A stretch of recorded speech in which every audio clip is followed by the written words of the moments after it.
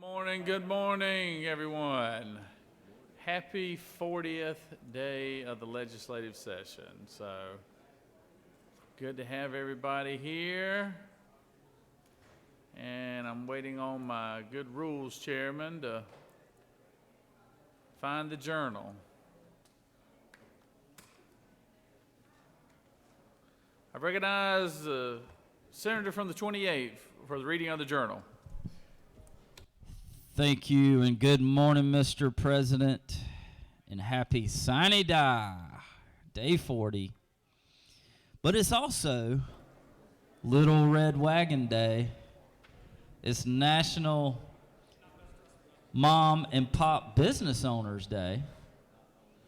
It's Piano Day, Manatee Appreciation Day, and very importantly, it's Welcome Home Vietnam Veterans Day. And on this day in 1997, the first game at Turner Field in Atlanta, the Braves beat none other than the Yankees 2-0. Mr. President, we got a great lineup of pages today, starting with Marlena Holt, Zion Holmes, Rebecca Patton, Trey Smith Battle, Ernest Gephardt, Truman Gephardt, Gavin Stevens, David Dennis, Garrison Andrews, Sarah Belligot, Tristan Caldwell, Niani Williams, Tesfanish Nat, Claire Lanigan, Trinity Seals, Hortensia Congolo, Anzar Rahman, Michael Ovaji, Avery Dennis, Emma Giles, Thomas Hudgens, Madeline Ling, and Aubrey Metters. Y'all give our pages a big round of applause. Y'all gonna be working hard today. We got a long day. We hope you stay with us to the wee hours of the morning. Mr. President, through 40 days of long, hard work, we've got a very, very thick journal here.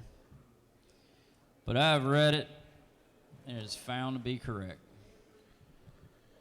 Well, that is very good, and you've done a great job of giving us an update on the journal this session, and also recognizing the good pages, and we do appreciate all those young folks there in the back for all the hard work that they do for us. So I recognize the senator from the 27th for what purpose do you rise, Senator? Parliamentary inquiry, Mr. President. State your inquiry. Do you intend to throw a baseball this morning? A baseball? No, I probably won't be throwing any baseballs, but if I had an opportunity, I could probably throw it better than anybody in this room. So, but anyways, all right. Is there objection to the reading of the journal? Objection? You're out of order with that objection. So, is there objection to dispensing of the reading of the journal? Chair hears none, and the journal is confirmed. First reading references the Senate bills. Senate Resolution 418 by Senator James of the 35th and others, a resolution creating the Senate Study Committee on Access to Podiatrists and Limb Saving Services and for other purposes.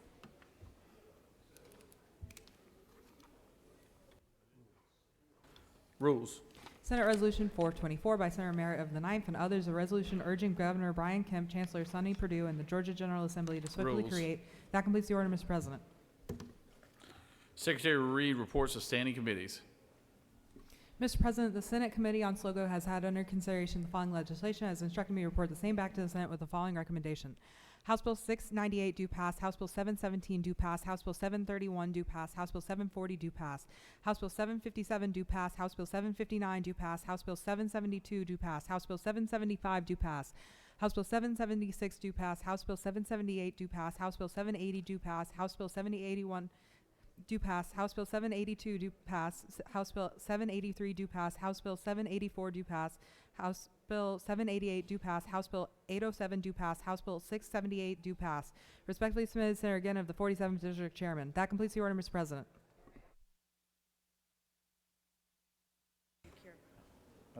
It is now time for the morning roll call. Are there any motions to excuse?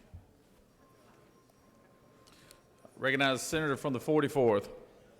Thank you very much, Mr. Chair. I ask unanimous consent to excuse the senator from the 38th and from the 43rd. Senator from the 38th and from the 40th without objection are excused. Senator from the 19th. Thank you, Mr. President. I move that we excuse the senator from the 17th for business outside the chamber. Without objection, senator from the 17th is excused. Senator from the 31st. Senator from the 33rd. Thank you, Mr. President, and good morning, you all. I ask for unanimous consent to excuse the senator from the 5th for business inside the Capitol. Without objection, senator from the 5th is excused. Senator from the 6th. Good morning. Unanimous consent to excuse the senator from the 7th and the senator from the 5th. Without objection, senators from the 7th and the 5th are excused.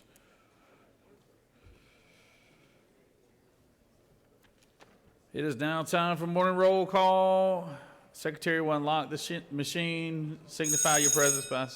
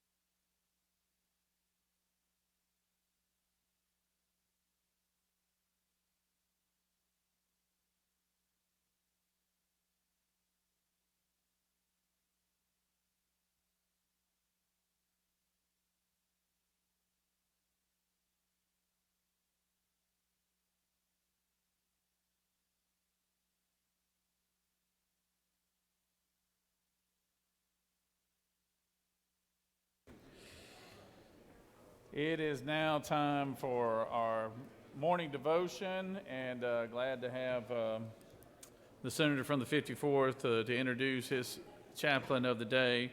And I will recognize the senator of the 54th to join in our Pledge of Allegiance and also introduce our chaplain of the day. Thank you, Mr. President. Please join us in the Pledge of Allegiance. I pledge allegiance To the flag of the United States of America and to the republic for which it stands, one nation, under God, indivisible, with liberty and justice for all. and the Georgia flag. I pledge allegiance to the Georgia flag and the principles for which it stands, wisdom, justice, moderation, courage. Friends, it's an honor to bring our guest pastor of the day today, and for those of you who know me and know what I got to do for 30 years, I worked Department of Juvenile Justice as state probation officer, and it was my calling to do that, and it was my mission field that I got to work in and had the privilege to work in. And just to share with you just something that happened in the last couple of months. I spoke to one of my former probationers. He reached out to me, calling me because he had an issue. Turns out he's in his 40s, which means I'm old, really old now. But he, after we were talking on the phone, I was on my way here, actually, one morning, and he said, Chuck, can I pray for you?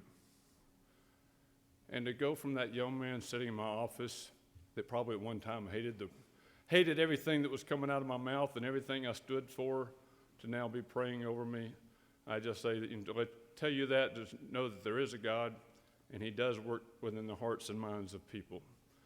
But Emily Kelly, I met her through this job, and she serves as the director of the Office of Chaplaincy Services for the Georgia Department of Juvenile Justice. Chaplain Kelly first began as a chaplain intern at Metro RYDC, Regional Youth Detention Center, in 2015 while attending Emory University's Candler School of Theology. She continued as a religious volunteer and was hired as the Northwest Georgia Regional Chaplain in 2018. In addition, she earned her Master of Divinity from Emory University. Chaplain Kelly is a provisional deacon within the United Methodist Church and has held a clear discernment for working at the Department of Juvenile Justice throughout her ordination process.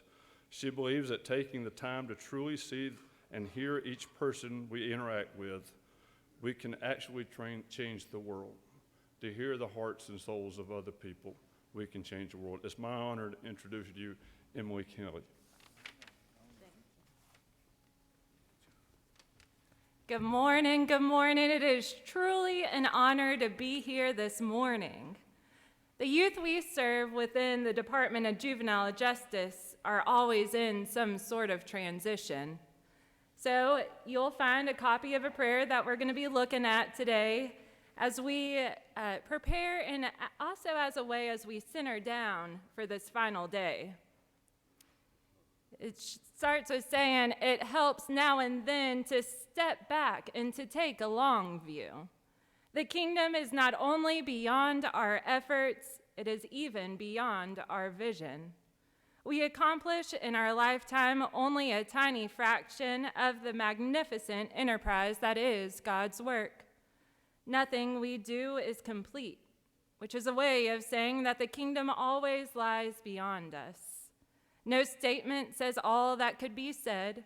No prayer fully expresses our faith. No confession brings perfection. No pastoral visit brings wholeness. No program accomplishes the church's mission. No set of goals and objectives includes everything. This is what we are about. We plant the seeds that one day will grow. We water seeds already planted, knowing that they hold future promise. We lay foundations that will need further development. We provide yeast that produces far beyond our capabilities. We cannot do everything. And there is a sense of liberation with realizing that. This enables us to do something and to do it very well. It may be incomplete, but it is a beginning, a step along the way, an opportunity for the Lord's grace to enter in and do the rest. We may never see the end results, but that is the difference between the master builder and the worker. We are workers, not master builders. Ministers, not messiahs. We are prophets of a future not our own. Amen. Now, I've not known Senator Chuck Payne long, as some of y'all may. However, I have a feeling that it does not take long to learn that he believes that we shall hope instead of want. In fact, a little birdie has shared with me that if you're going to speak to Senator Payne, that you must wrap it up in a gift of hope. Now, I think we want to see this as a beautifully wrapped gift, but I'm also reminded of how a room looks when the gifts have become unwrapped. There's wrapping paper all over the floor, it's under chairs and tables, it's halfway but not completely inside the garbage bag. This disheveled image of hope is what presents hope in my mind. As the prayer we read says, it helps now and then to step back and take a long view. Can we take a step back, or are we so caught up with what we think we want? As a chaplain, I respond to various situations, and I have to remind myself to take a step back before entering into a pastoral care moment. I think back to a youth I was notified about who had just learned that his brother had died. As I was walking to see the youth, I knew that we had never had an interaction that ended with him asking me if I could pray for him. And so while I wanted to pray for him, and I wanted to take away the pain-filled grief away from him, I knew that those words would only be a temporary act of trying to problem solve. I could have checked a box, but I would not be acting on a vision of ministry that I hope for. Instead of rewrapping the gift, I did not pray aloud for this youth. I instead did my best to collect the torn wrapping paper.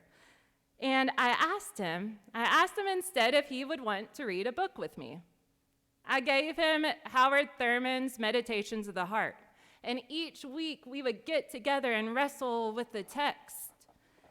And at the end of every time we would meet, I would ask him how I could be praying for him. And he would respond, I don't know. Now, is this the answer that I wanted? No. But finally, one day when I asked how I could be praying for him, he said to me, he opened up and shared the prayers with me. And we sat on the gym floor together and we prayed. Now I was able to, a year later, anoint him with oil following his baptism. This story puts into perspective of why our hope must overcome our desire to want. The prayer we first read says that nothing we do will be complete. You entered into this position within the Senate with your own sense of calling, an own vision of hope.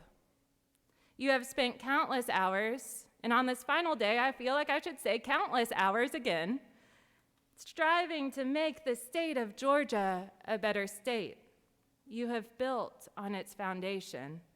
What is your vision of hope? Take the time to take a step back and to remind yourself why you first felt called to this position. Will you pray with me? Almighty Creator, we understand that we are merely adding to a foundation that is ever changing. You give us the ability to have a vision of hope. Allow for each person here to recognize the community of people that they have around them and the various visions of hope that each person has. Liberate our minds as we remember that we cannot do everything, but enable us to do something. While it may be incomplete, it is a beginning. May the presence of God be felt and seen in this space. May a vision of hope remain throughout our time. Amen.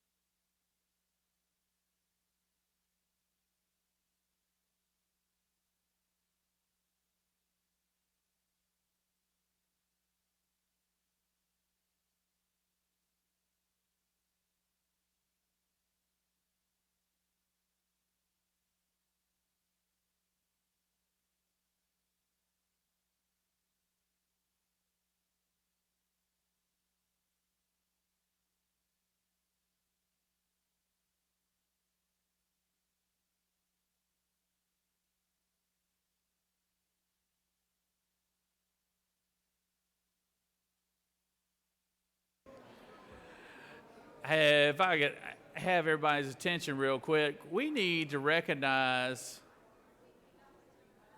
as the AJC put it, the best dressed senators in the room here. I think we had several that made the best dressed legislators here. A couple of our freshman senators made that list. Senator Islam, Senator Eccles, Senator Williams. I know I'm breaking the rules right now, but so anyways, let's give everybody a round of those senators a round of applause for looking their best every day. We also have a very special guest here. We have the Watermelon Queen, Georgia Watermelon Queen here today. Let's give her a round of applause here.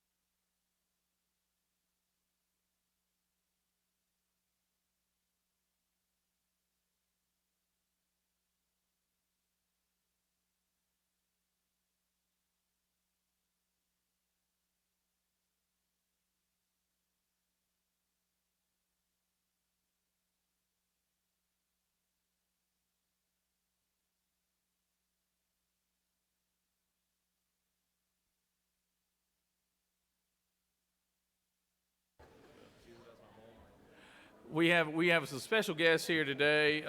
We weren't going to do special presentations, but the senator from the 21st asked very nicely, but it really wasn't him that got it there. It was his wife, Chantel Beach here. Let's welcome Chantel Beach here.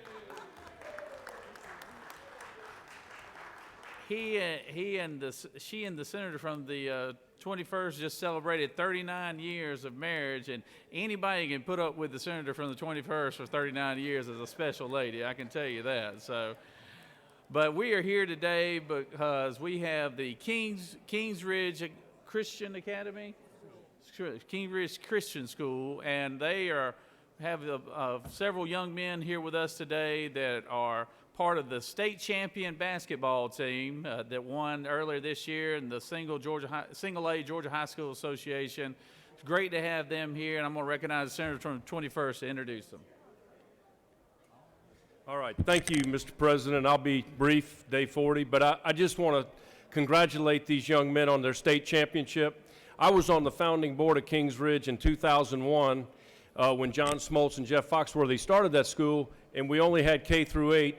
Then we had decided to have a high school, and our first graduating class was 6 seniors. We couldn't even have fielded a basketball team. And now, in 2023, we're state champs, and I'm very proud of this school. It sits on a 100-acre campus. It's almost 1,000 students now. And Coach Martin, I'm very proud of your team. You've built a successful program. You know, we started with great academics. We now have great fine arts, and now we've got great athletics here at Kingsridge. So I'm very proud of them. My wife is director of admissions at Kingsridge. And with that, I want to introduce Coach Martin to introduce these young men and congratulate them on their state championship. Coach Martin?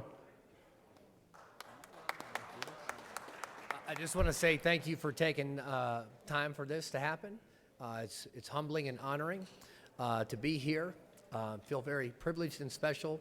Thank you, gentlemen. I appreciate you a ton. Behind me, you will see Micah Hoover.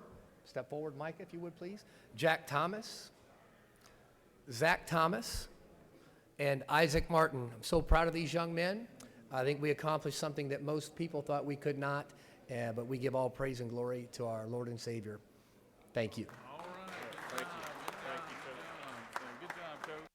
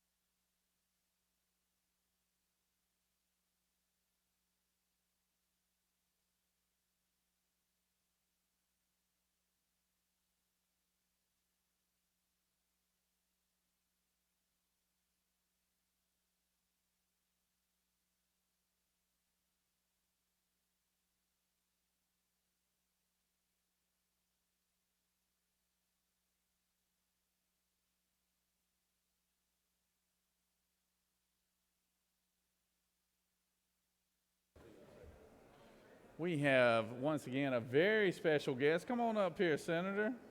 Commissioner, we got our Commissioner of Agriculture here today. How about, let's give a round of applause for our Commissioner of Agriculture here.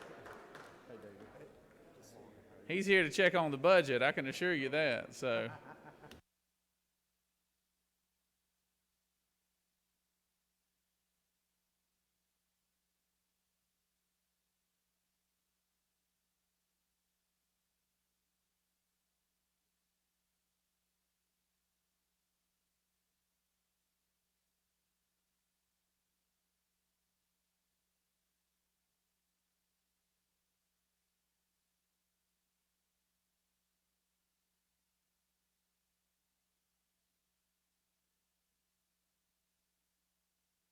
It's always nice to have doctors of the day and recognize them for coming down here and providing their services to the people here at the Capitol. And we've got a special guest here, Dr. Delvany Head is here today, and I'm pinch hitting for Senator from the 39th right now, but she is making her second visit here. Third visit here to the Capitol. So we appreciate her service, and let's give her a warm welcome for everything she does. So.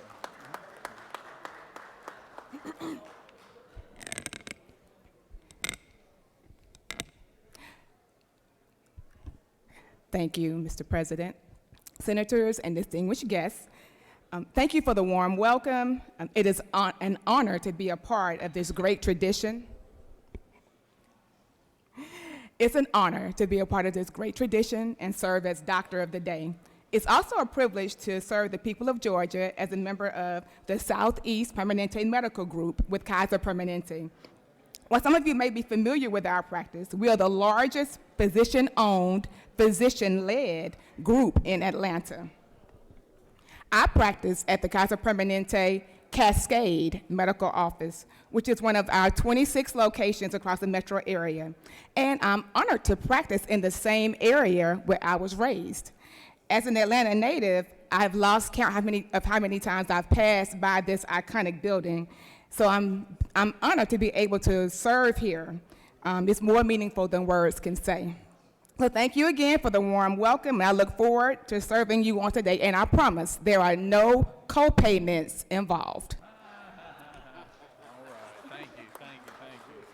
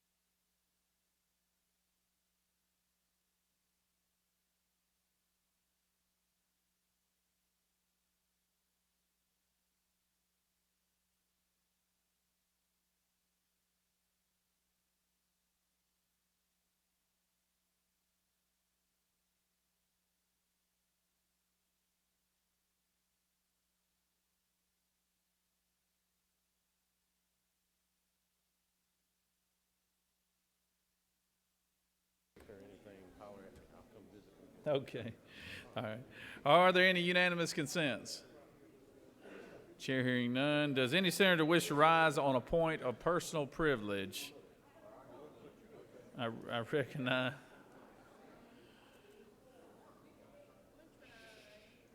I recognize the senator from the 55th for a point of personal privilege.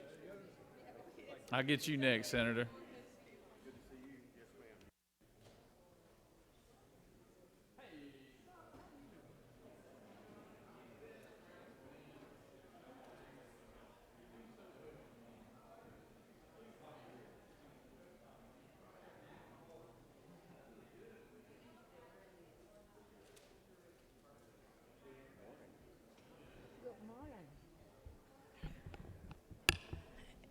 Thank you, Mr. President. I wasn't quite sure if my team was available, but I see that they are.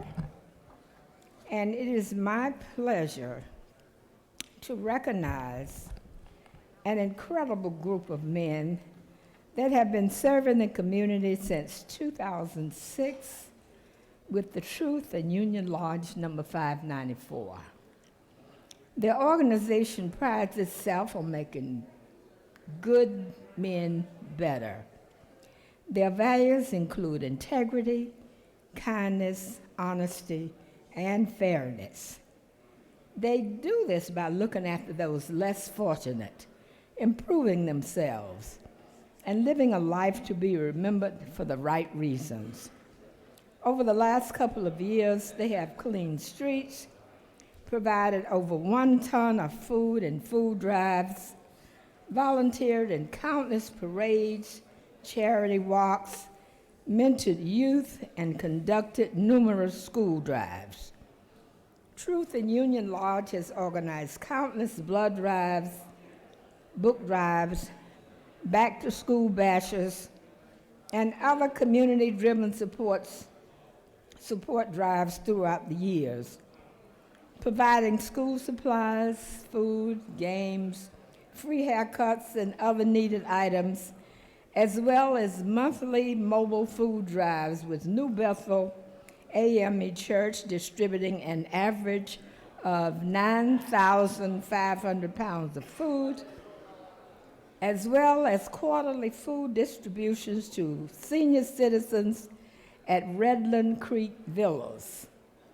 They have been recognized as the Lodge of the Year by the Prince Hall Grand Lodge of Georgia and received recommendations from the Gwinnett County government. Today, these wonderful examples of servant leadership are here with us today, and I would like for us to give them a grand round of applause and recognition. Will the gentleman please stand up and be recognized?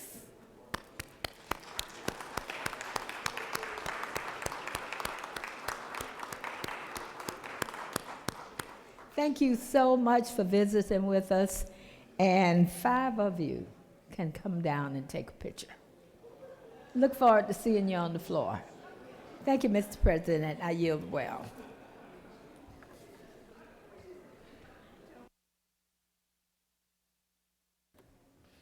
Thank you, Senator.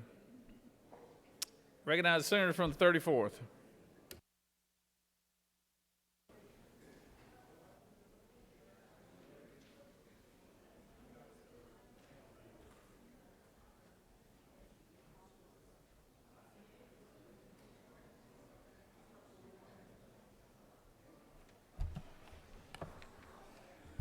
Good morning, colleagues. I rise this morning to shine a light on someone who has been making each of us look awesome on a routine basis. Keenan Rogers, born on July 13th, 1933, in Rochester, New York, to Gordon and Vida, is a Canadian-American actor, musician, performer, and our photographer. Keenan currently serves as the Senior Broadcast Specialist with the Georgia State Press Office, where he is most often recognized in his role as a Senate photographer.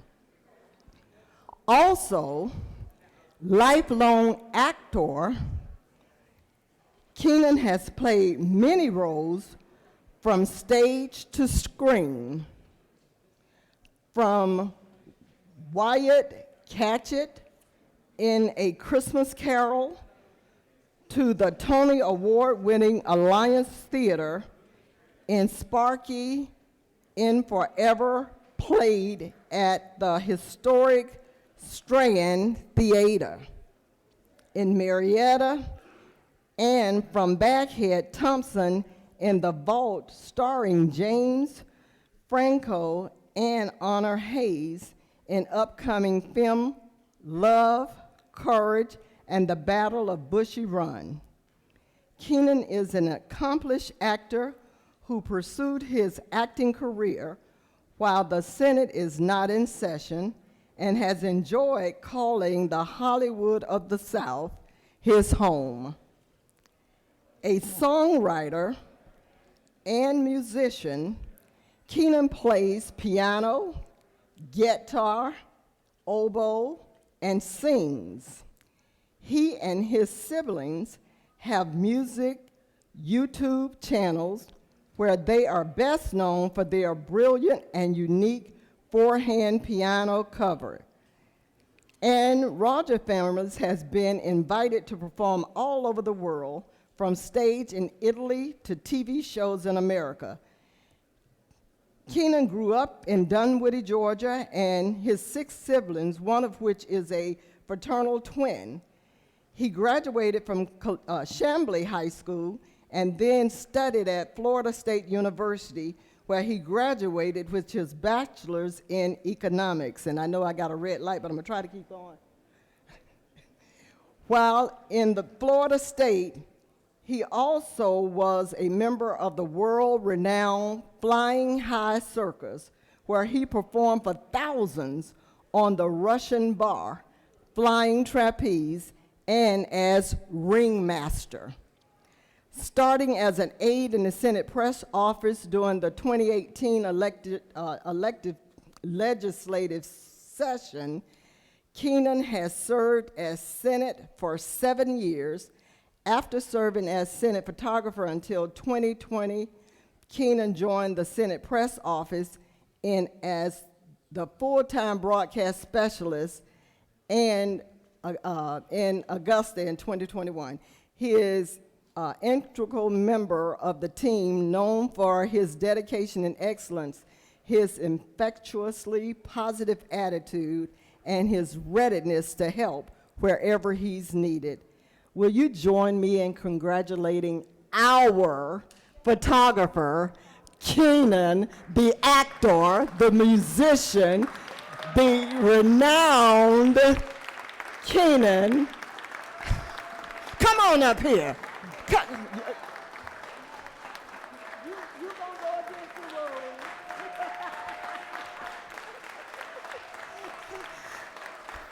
Thank you, Keenan, for all you do every single day for us. Thank you. I yield the well.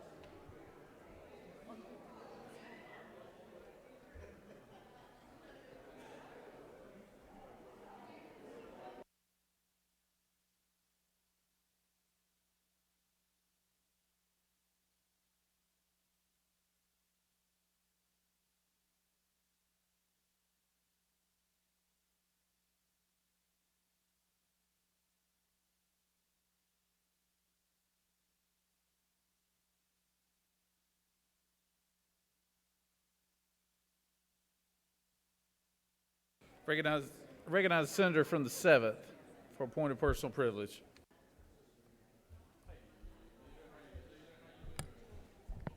Thank you, Mr. President. I rise today to discuss an important issue that I believe we should consider addressing as we finish this session and approach our session next year.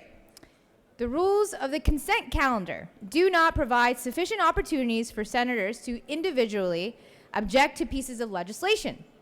I respect and support local control, but the current rules are flawed because of the often bizarrely drawn districts we represent. In my own delegation, there are those who live far outside of my county, several counties away, yet have the ability to object to legislation that would disproportionately impact my county because their district contains 1, 2, or 3 precincts in my home county. That's not right. That's not local control. Further, there are bills that impact other counties in disproportionately partisan ways that I object to purely on the basis of political fairness. Yet, I do not have the opportunity to ask to vote on them. And it is my hope that when we reconvene next January, this body will consider changing the rules of the local consent calendar to be fair to each individual senator.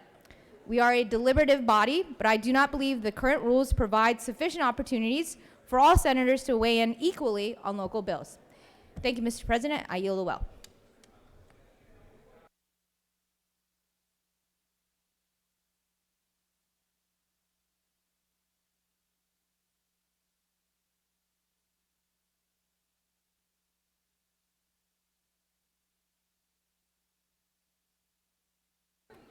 Recognize the senator from the 6th.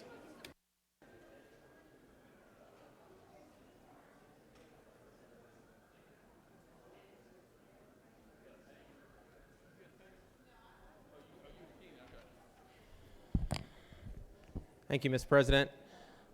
Colleagues, on March 27th, 2023, which was on Monday, a mass shooting occurred at the Covenant School, a parochial school in Nashville, Tennessee.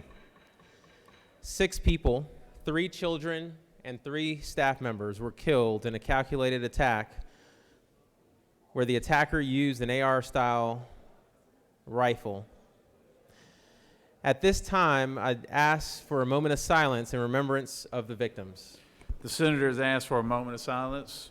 The Senate would stand in a moment of silence.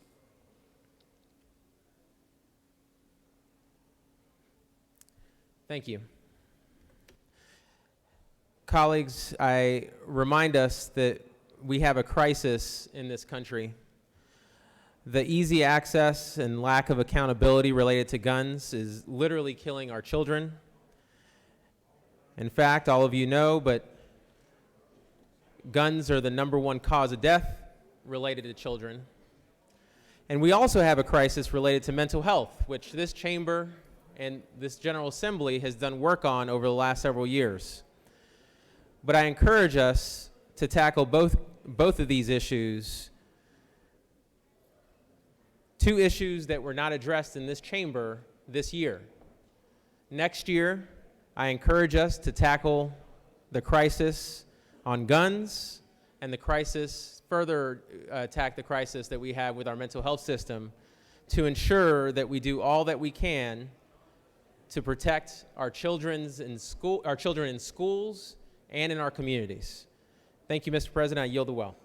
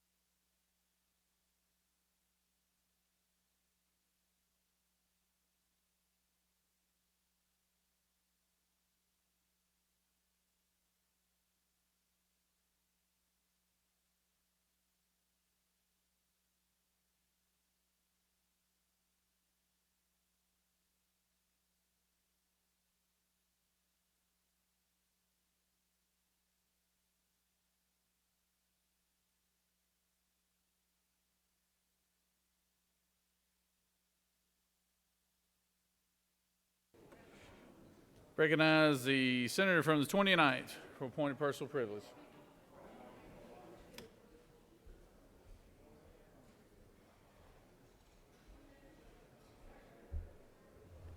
Thank you, Mr. President. Senators, I rise today to remember yesterday.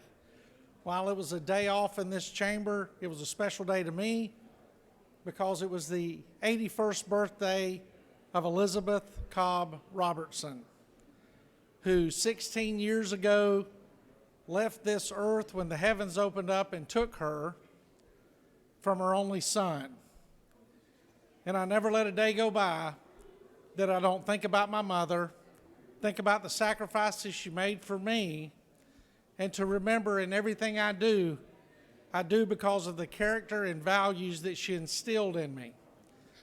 And growing up as a young boy, always was particular to mind my P's and Q's when my mother walked into the room.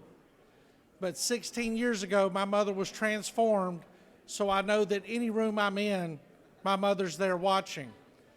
And so today, I want to say because of yesterday, happy birthday to my mother. Thank you. Mr. President, I yield the well.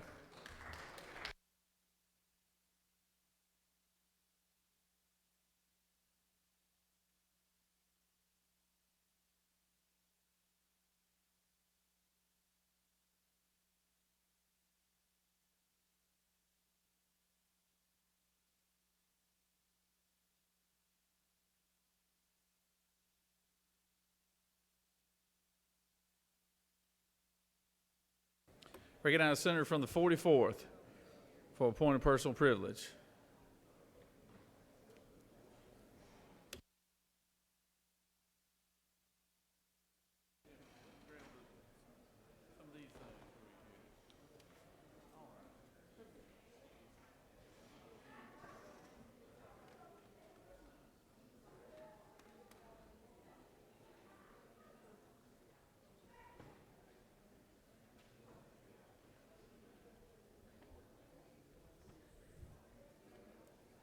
Thank you very much, Mr. President.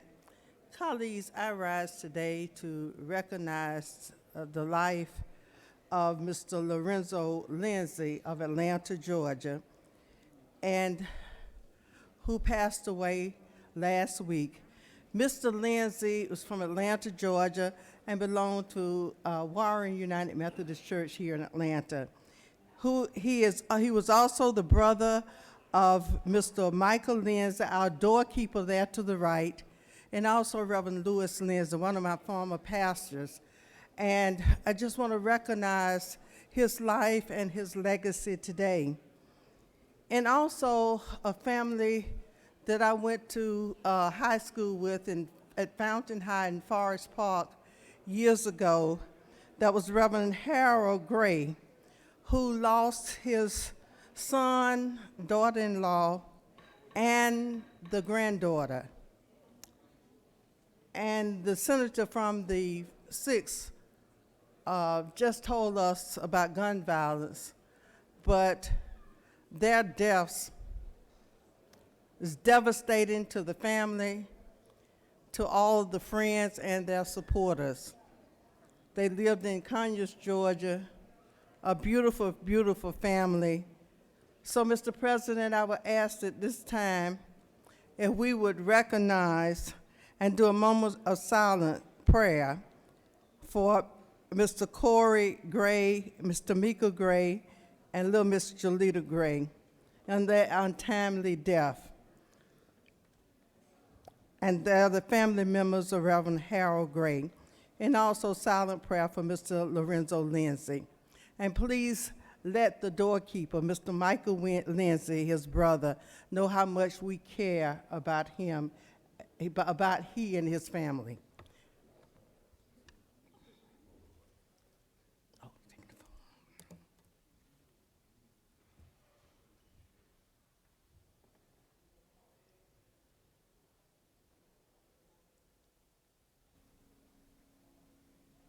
Amen.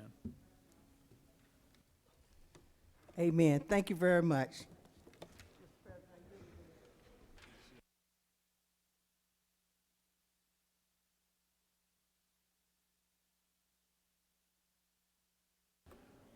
Recognize the senator from the 35th. Senator from the 35th.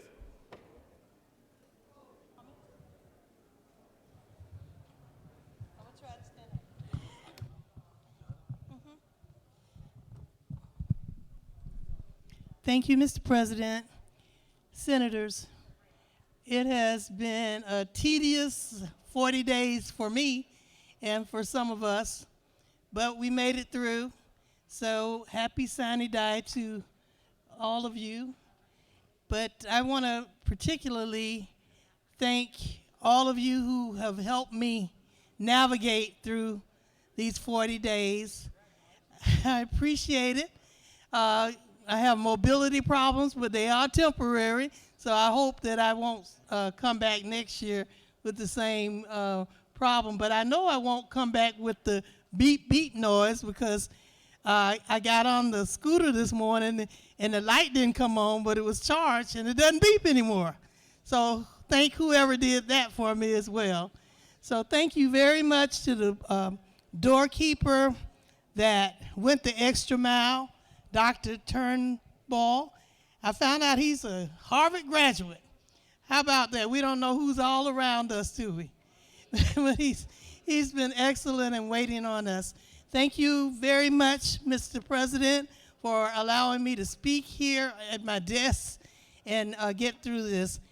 Today I was supposed to recognize rapper Rick Ross, and he's on the other side, so he's not up there. He's the one who this week had the Bulls in his their broke away, and we're going to the neighbor's house in the old Holyfield mansion. So if any of his people are up there, Rick Ross, we welcome you. And thank you again, Mr. President, and everybody in the Senate. Thank you very much for helping me. I appreciate it. All right, thank you, Senator.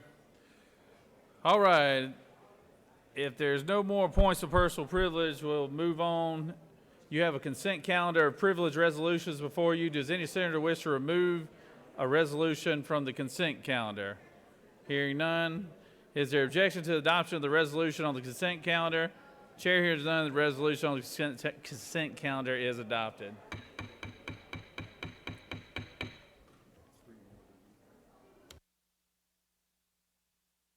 Secretary, read the captions on on the local. Senate Resolution 427 by Senator Brasso the 28th, a resolution recognizing the positive economic impact of golf on the state of Georgia and for other purposes.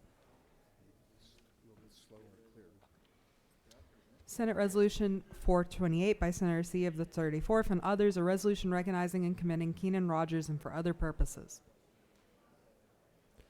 Senate Resolution 429 by Senator Strickland of the 17th and others, a resolution commending Director Fred Mays and for other purposes. That completes the order, Mr. President.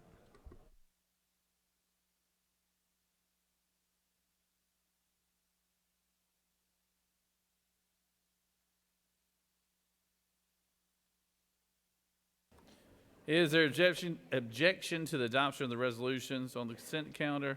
Chair hears none. The resolutions on the consent calendar are adopted.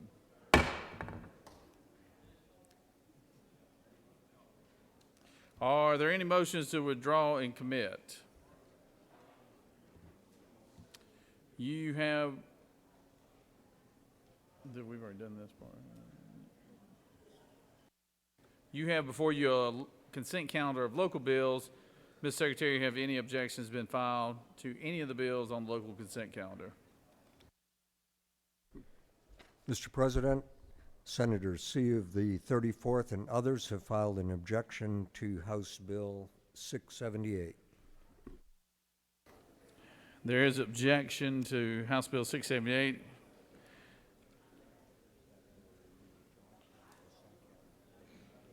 This House Bill 678 will be withdrawn from the consent calendar and be taken up later on this evening. Is there objection to agreeing to the report of committee on state and local government operations, which is favorable to the passage of the bill on the local consent calendar? Chair hears none. The report of the committee is agreed to. Questions on the passage of the bill on the local consent calendar? All those in favor will vote yea, opposed nay. Secretary, unlock the machines. Right, Senator from the 53rd, for what purpose do you rise? To excuse the senator from the 8th.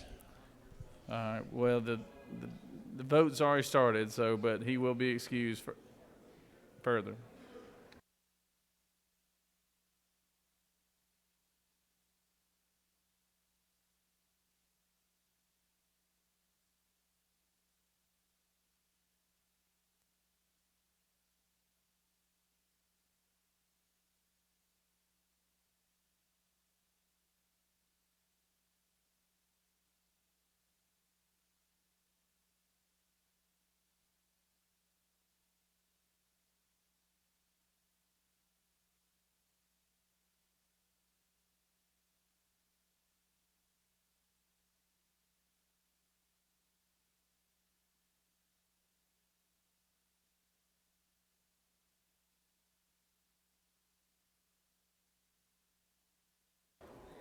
On the passage of the bill, yeas are 52, the nays are 0. This bill, having received the local consent calendar, having received the requisite constitutional majority, is therefore passed.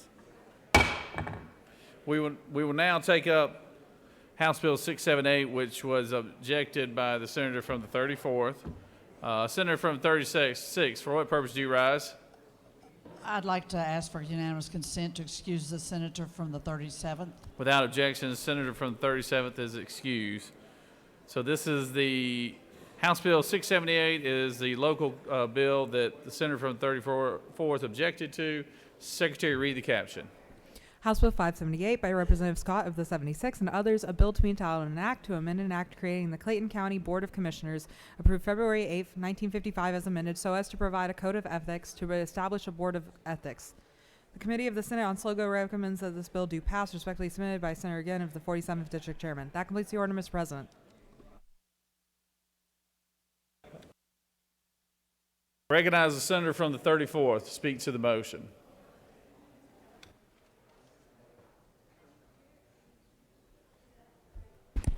Thank you, Mr. President, members of the Senate. I rise to ask you all to join me and the senator from the 44th to vote no on this local legislation. We all know all politics is local, so please join with me and the senator from the 44th as the representatives from the county and help us vote no on this. Please. Thank you. I yield the will. Senator has yielded well. Senator from the 47th, what purpose do you rise? I had a question for the senator. She has yielded the well, Senator. Does any other senator wish to speak for or against the measure? Chair hears none. Is there objection to the previous question being ordered? Chair hears none. Previous question is ordered. Is there objection to agreeing to the report of the committee which is favorable to the passage of the bill? Chair hears none. The report of the committee is agreed to. Is there objection to the main question being ordered? Chair hears none. The main question is ordered. Questions on the passage of the bill. All those in favor, yea. All those against, nay. Secretary and Lot machine.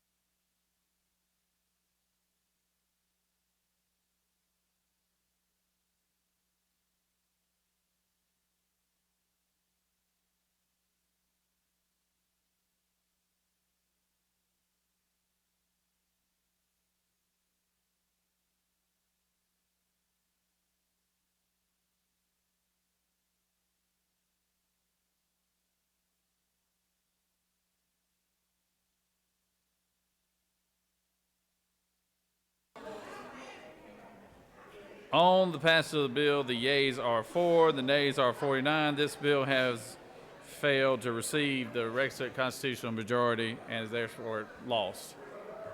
All right, let me get everybody's attention. It's a little loud in here.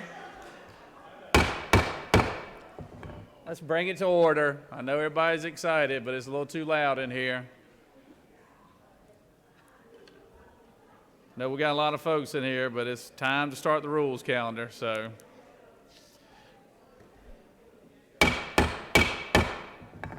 Let me have your attention, please. All right. Ready to start the rules calendar now, so. We're taking bills from the table. We'll go with the what was left on the table from day 39. We'll start down that row. Recognize the senator from the 50th for a motion. Thank you, Mr. President. I move that we remove House Bill 416 from the table. Senator has moved that we remove 416 from the table. Secretary, read the caption. House Bill 416 by Representative Silcox of the 53rd and others, a bill to be entitled an act to amend Article 3 of Chapter 4 of Title 26 of the Official Code of Georgia Annotated, relating to the practice of pharmacy so as to authorize qualified pharmacy technicians to administer certain vaccines, to provide for a definition, to provide for conditions, to provide for requirements for qualification, to provide requirements for the supervising pharmacist. The Committee of the Senate on Health and Human Services recommends that this bill do pass. Respectfully submitted by Senator Watson of the 1st District Chairman. That completes the order, Mr. President.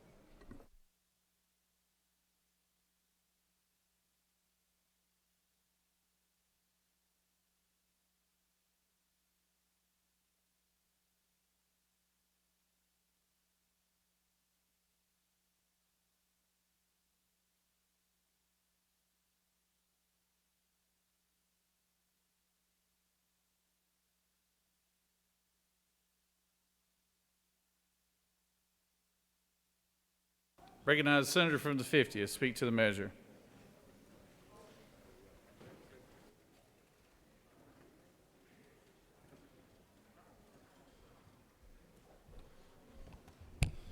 Thank you, Mr. President. Today I bring you House Bill 416. What this bill does is it will authorize a qualified pharmacy technician to administer certain vaccines to those who are 18 years or older.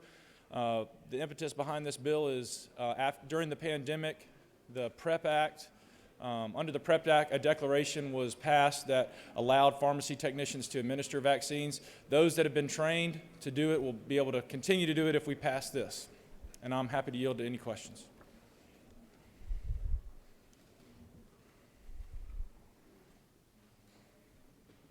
You have no questions, Senator. Thank you, Mr. President. I yield the well.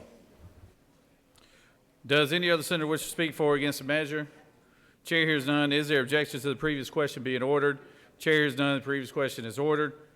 Is there objection to agreeing to the report of committee which is favorable to the passage of the bill? Chair hears none. The report of committee is agreed to. Is there objection to the main question being ordered? Chair hears none. The main question is ordered. Questions on passage of the bill. All those in favor vote yea. Opposed, nay. Unlock the machine.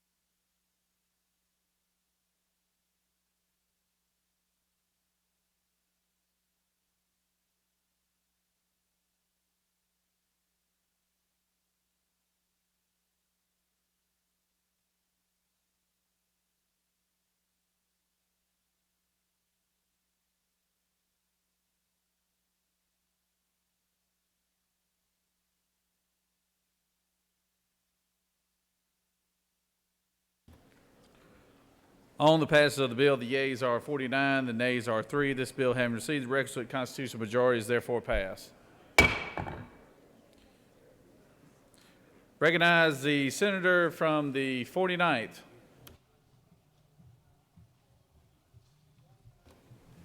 Hold on.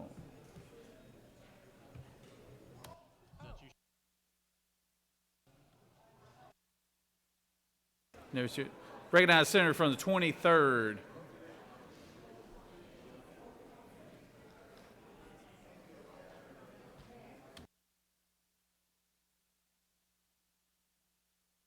Senator from the 23rd, do you want to present your bill?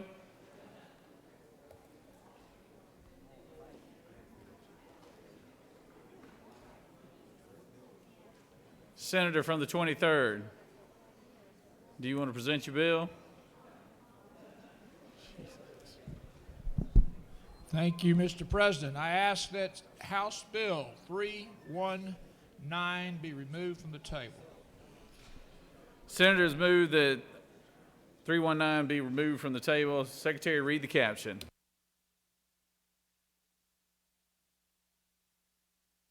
House Bill 319 by Representative Martin of the 49th, a bill to be entitled an act to amend Article 7 of Chapter 3 of Title 20 of the Official Code of Georgia Annotated, relating to scholarships, loans, and grants, so as to abolish the Georgia Higher Education Assistance Corporation, to provide for the transfer of outstanding obligations and liabilities and assets of such corporation. The Committee of the Senate on Higher Education recommends that this bill do pass, respectively submitted by Senator Hickman of the 4th District Chairman. That completes the, Recognize the senator from the Senator Hickman of the 4th and others offer the following amendment, Amendment 1, to amend House Bill 319 by replacing line 8 with the following: make conforming changes to amend Article 2 of Chapter 3 of Title 20 of the Official Code of Georgia Annotated, relating to the Board of Regents and University System, so as to require approval for the General Assembly for certain tuition and fee increases to provide for related matters. That completes the order, Mr. President. Without objection, I recognize the senator from the 23rd.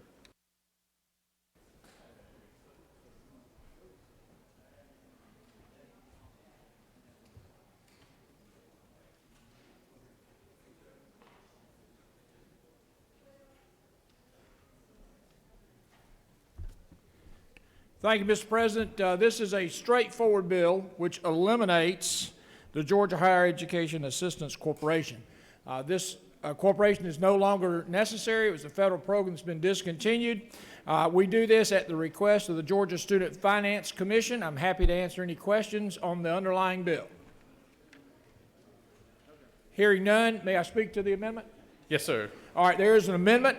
It's a friendly amendment. We appreciate the Chairman of the Higher Education bringing the amendment. What this does is it requires that there be no increase in cost of tuition or fees in any academic year of more than 3% for the preceding academic year by a university system unit unless there is a approved joint resolution by the General Assembly. I ask for your favorable consideration of the amendment and the underlying bill. No questions? I'll yield the well.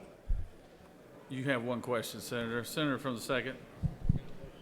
Absolutely. Does the senator yield? Absolutely. To my friend from Savannah. Senator, on this joint resolution of the General Assembly, would that resolution require a 2/3 vote, or would that be a resolution by just simple majority? My understanding, sir, is it's a simple majority. Now, I may be corrected. I would defer to legal counsel, but my understanding is it's a simple majority of joint resolution. You have no questions, Senator. Thank you. Yield well. Sorry. Senator from the 4th, would you like to speak?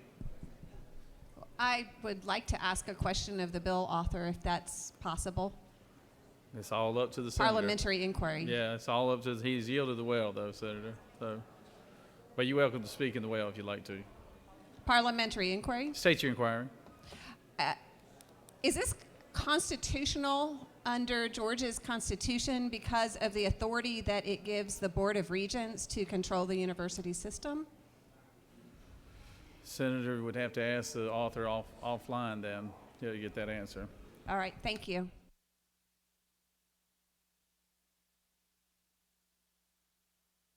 Does any other senator wish to speak for or against the measure? Chair hears none. Is there objection to the previous question being ordered? Chair hears none. The previous question is ordered. Question is on the adoption of amendment number 1. Is there objection to the adoption of amendment number 1? Hearing none, amendment 1 is adopted. Is there objection to the agreeing to the report of the committee which is favorable to the passage of the bill? Chair hears none. The report of the committee is agreed to. Is there objection to the main question being ordered? Chair hears none, and the main question is ordered. Question on the passage of the bill as amended. All those in favor vote yea. Opposed, nay. Secretary, unlock the machine.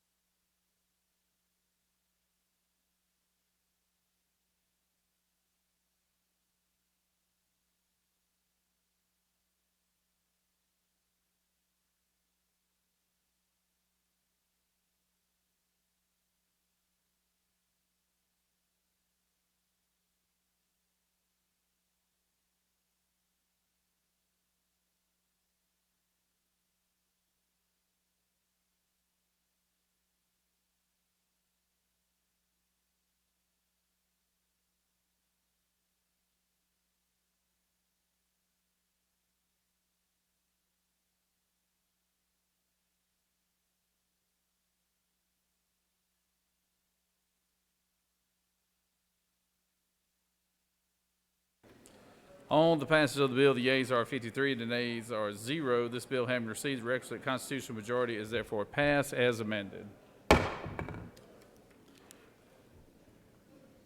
Recognize the senator from the 30th for a motion. Thank you, Mr. President. I ask that we lift HB 514 off the table. Senator has requested HB 514 be taken off the table. Secretary, read the caption.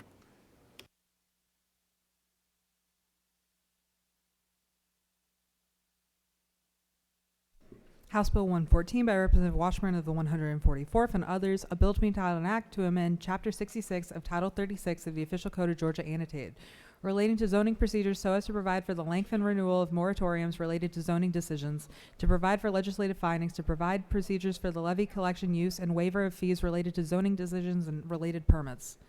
The Committee of the Senate on Economic Development and Tourism recommends that this bill do pass by substitute, respectfully submitted by Senator Beach of the 21st District Chairman. Senate Committee on Economic Development and Tourism offers the following substitute to House Bill 514, a bill to be entitled an act to amend Chapter 66 of Title 36 of the Official Code of Georgia annotated, relating to zoning procedures so as to provide for the length and renewal of certain moratoriums relating to zoning decisions, to provide for legislative findings.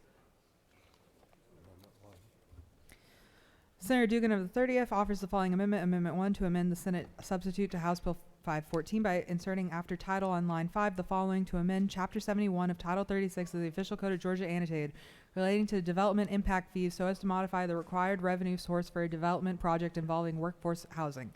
That completes the order, Mr. President. Without objection, I recognize the senator from the 30th. Speak to the measure.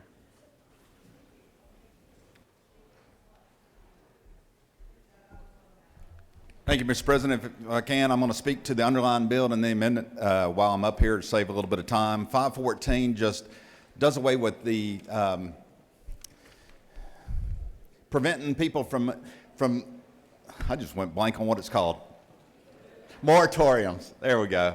I got to moratorium when I looked at the senator from the 25th, and I went, moratorium came to mind for some reason there. Okay, the moratoriums into perpetuity. What you got to do is 6 months, you can have a moratorium. It comes off for 6 months. You review it, and then it can be voted to go back on again. There are a list of exceptions. If you look on, starting on line 23 all the way down to 40, if there's any of these categories that come into play, then the gap in the moratorium can be waived there. But it just, that, and I'm going to shift to the amendment, and then I'm going to wrap the two back together then. What you see on the amendment, if you remember Senate Bill 136, we passed it out of here a while back.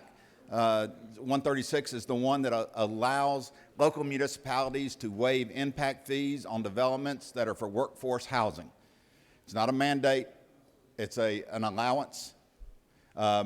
It passed out of here. It passed out of the committee unanimously. It passed out of 3 committees in the House unanimously, which is a feat in and of itself.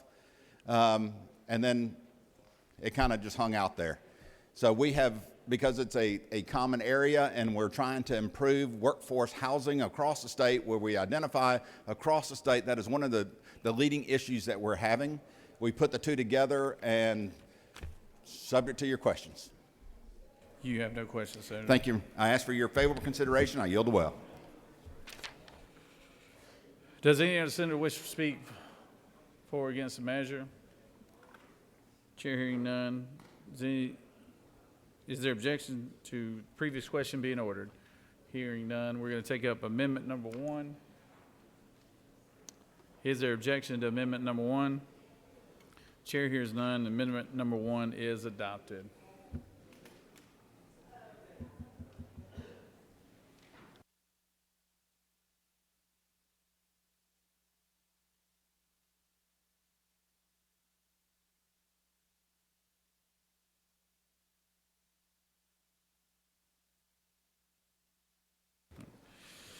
Questions on the adoption of the committee substitute as amended. Is there objection to the adoption of the committee substitute as amended? Hearing none, committee substitute as amended is adopted. Is there objection to agreeing to the report of the committee which is favorable to the passage of the bill? Chair hears none. The report of the committee is agreed to. Is there objection to the main question being ordered? Chair hears none. The main question is ordered. Questions on the passage of the bill by substitute. All those in favor vote yea. All opposed, nay. Secretary, unlock the machine.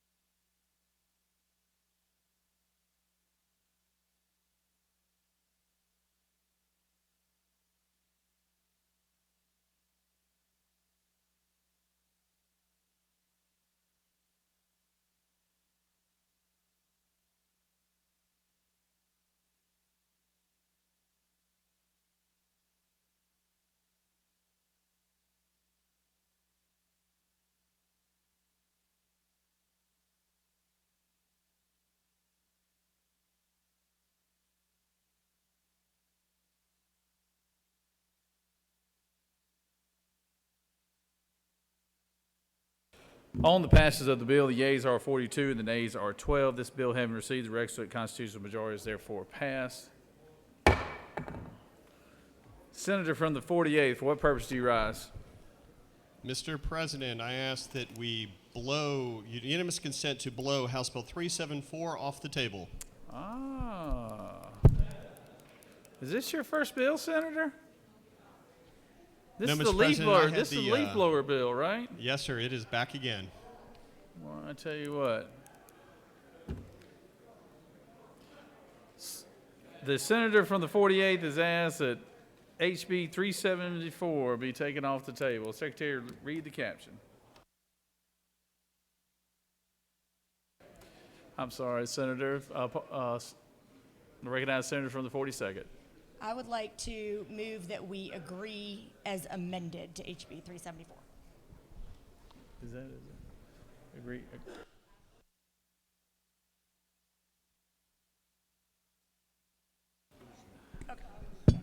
Senator, you mind stepping?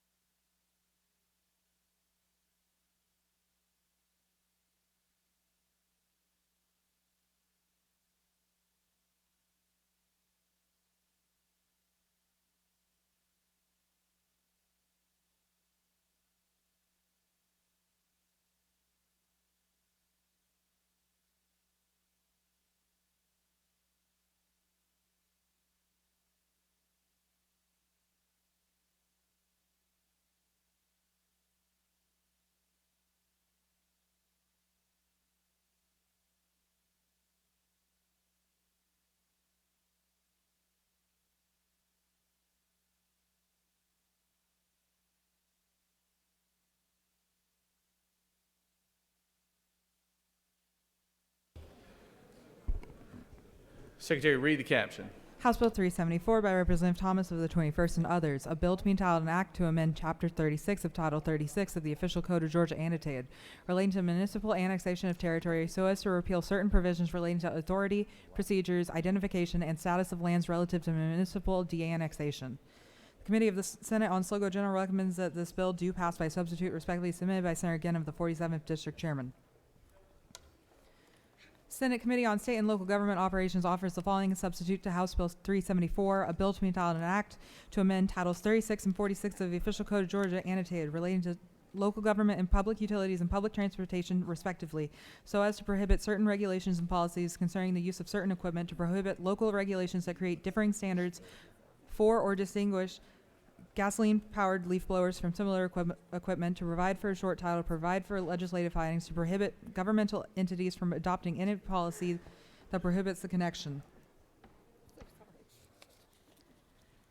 Senator Setzler of the 37th and others offer the following amendment to amend the Senate substitute to House Bill 374 by inserting after circumstances on line 14 the following: to amend Article 2 of Chapter 5 of Title 36 of the Official Code of Georgia annotated relating to county governing authorities so as to prohibit county governing authorities from redistricting or creating their election districts.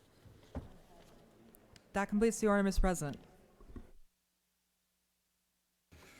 Recognize the Senator from the 48th to speak to the bill.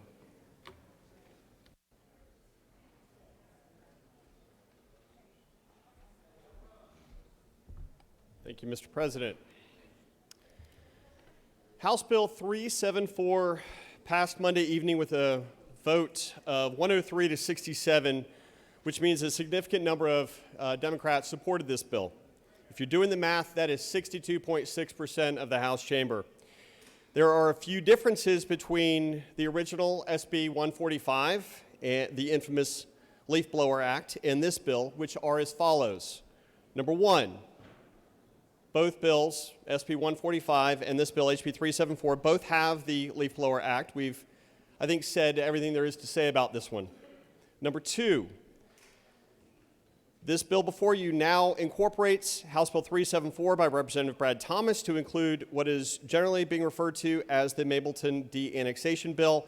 It specifies that it will not include more than 10 parcels of property, that it must be in an area that is typically found on a fringe of boundaries, and must be approved by all owners of the surrounding land. This has been approved by ACCG and GMA. Number three, both versions now have HB 438 by Representative Victor Anderson to include the preemption, fuel choice bill for gas appliances for homes and businesses. The new language closes a loophole which would allow cities to use building codes or other ordinances to limit natural gas appliance in homes and businesses. The original SB 145, which passed out of this chamber several weeks ago, now also includes 1, 2, 3 additional bills that were done so without my authorization. That's what we all came to start calling it as the Feliz Navidad Christmas tree bill. This is not that version. What some folks have referred to as the Green New Deal is not on this version before you. This is a clean bill, and it does not contain any uncertainties or questions on germaneness. We have a vast number of bills before us today, and there is talk, as you've just heard, about several amendments being put forward.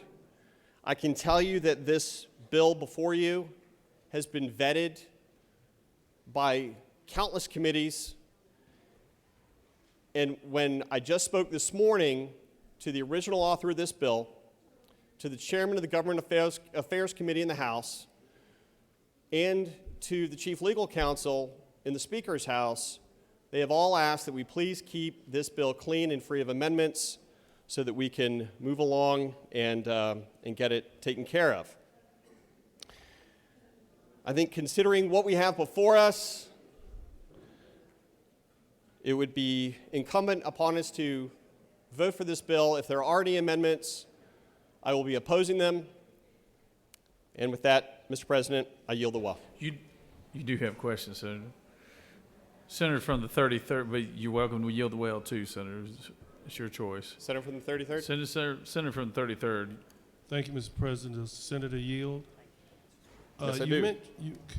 You mentioned Mableton. Could you explain to me a little more what you were talking about in terms of Mableton and being able to de-annex? Certainly.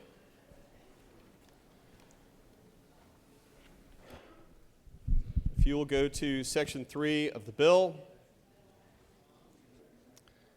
Section 78 through 90, authority is granted to the government or municipality to de-annex an area or areas of the existing corporate limits in accordance with procedures. Read further. All the owners of all the land except the owners of any public street, road, highway, or right-of-way proposed to de-annex containing a complete description of the lands, provided no more than 10 parcels.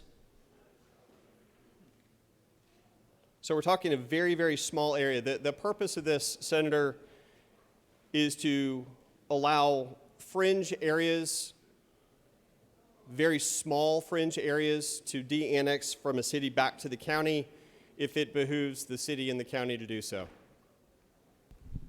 Will the Senator further yield? Yes, sir. Is this your first bill?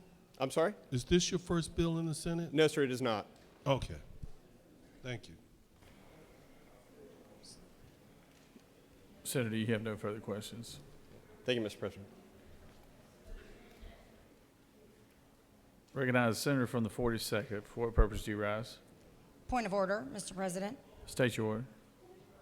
Isn't it true that the Senate committee added several pieces of legislation to this bill, and that the Senate should not consider HB 374 because the Senate committee substitute to HB 374 is not germane to the House bill because de-annexation is not related to leaf blowers?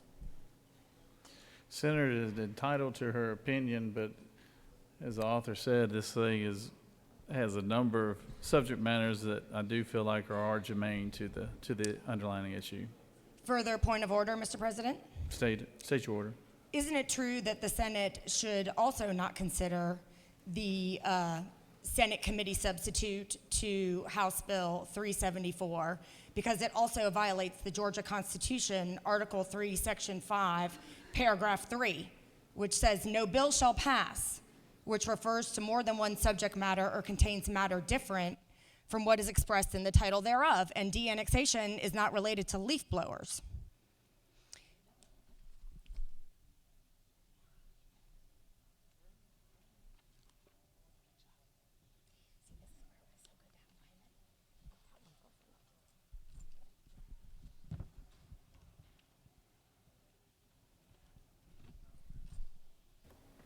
Actually, the House bill, the House version, does speak of de-annexation in House Bill 374.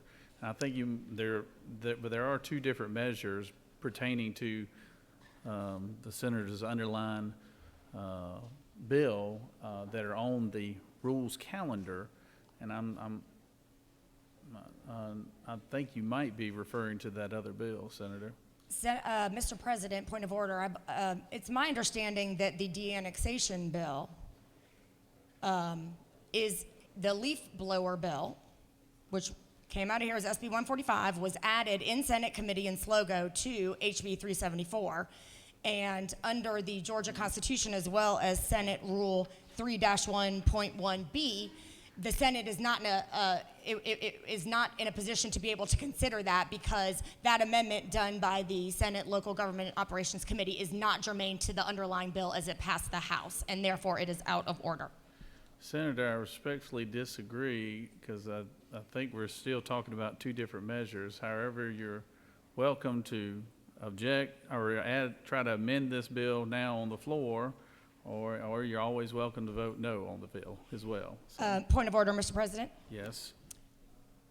I respectfully appeal the ruling of the chair because de-annexations and leaf blowers are not related to each other, and it violates the Georgia Constitution for this body to consider them in one bill.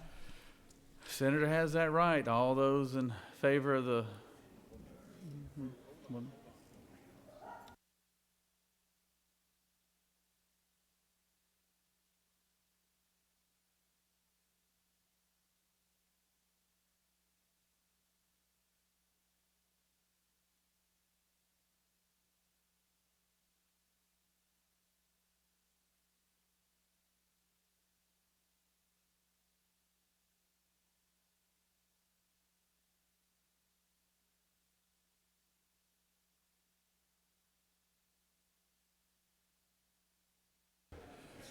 The chair has ruled that the subject matter is germane. Senator from the 42nd is challenging the ruling of the chair. So the question is, shall the ruling of the chair be sustained?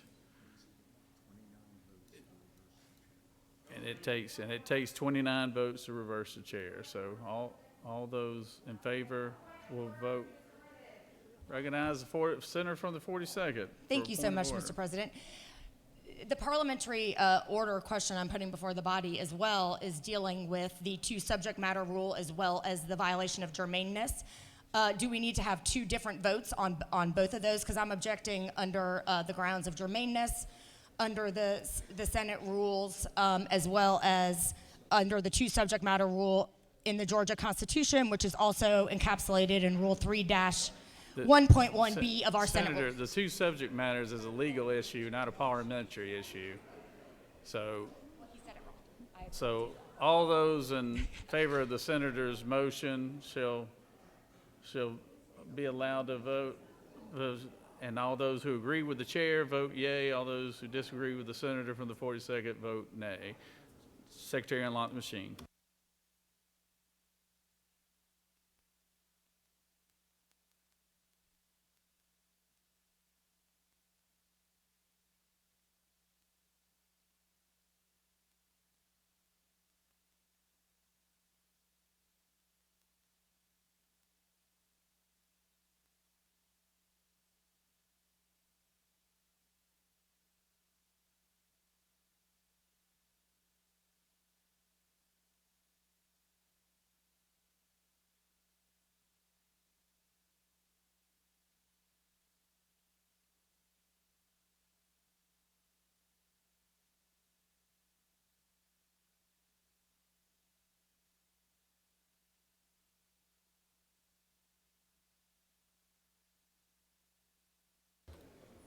Recognize the senator from the 43rd. For what purpose do you rise? Parliamentary inquiry. State Is your it not inquiry. true that this is about the ruling and not about the senator from the 42nd's motion?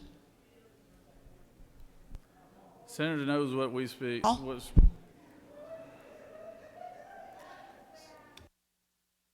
On the appeal of the ruling of the chair, the yeas are 33 and the nays are 22, and the ruling of the chair is sustained.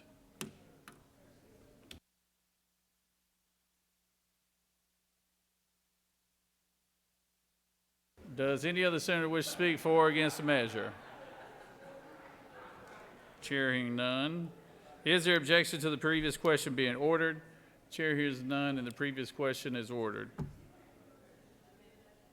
Question.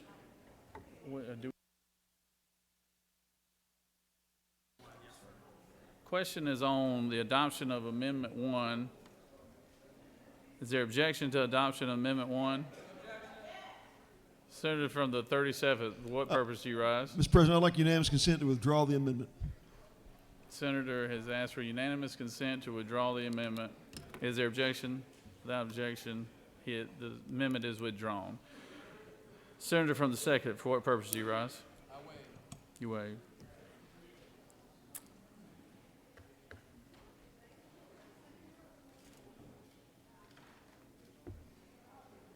So, where are we? On the adoption of the committee substitute, those in favor will vote yea. Oppose? Is there objection to the adoption of the committee substitute first? Without objection, the committee substitute is adopted. Is there objection to agreeing to the report of the committee which is favorable to the passage of the bill? Chair hears none. The report of the committee is agreed to.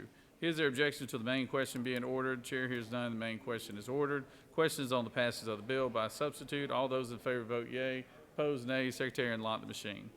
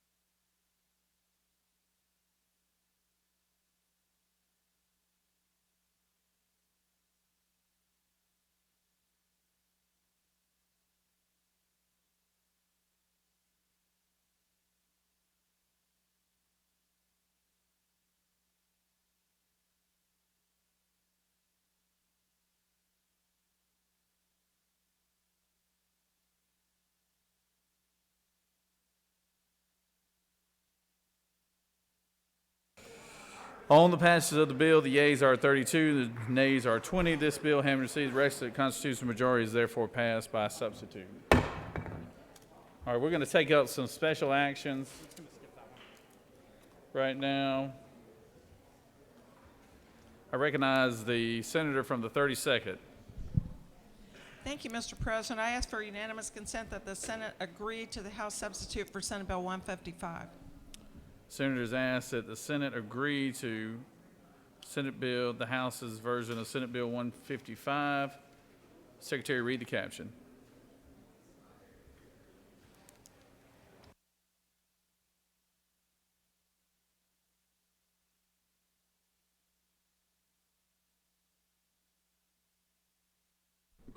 Senate Bill 155 by Senator Kirkpatrick of the 32nd and others, a bill to be entitled an act to amend Part 1 of Article 4 of Chapter 11 of Title 16 of the Official Code of Georgia annotated relating to general provisions relative to dangerous instrumentalities and practices, so as to revise provisions relating to harming a law enforcement animal, to provide for the offenses of interfering with or harming a public safety animal or search and rescue animal.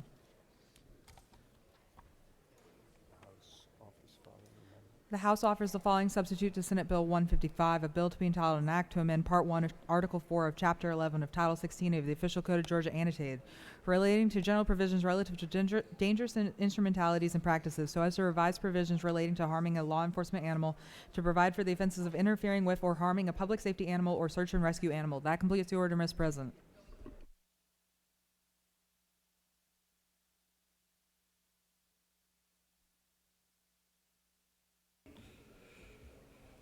Recognize Senator from 32nd.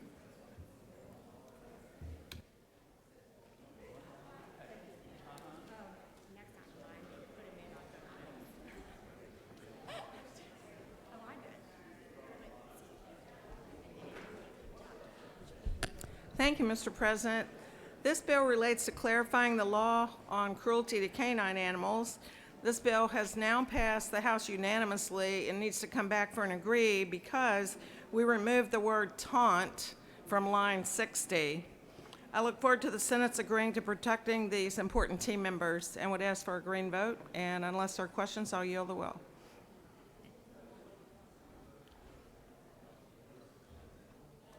You do have a question, Senator. Senator from the 53rd. Thank you, Mr. President. Will the senator yield? Be glad to yield to my friend from the 53rd. Senator, do you think the language may be a little too broad?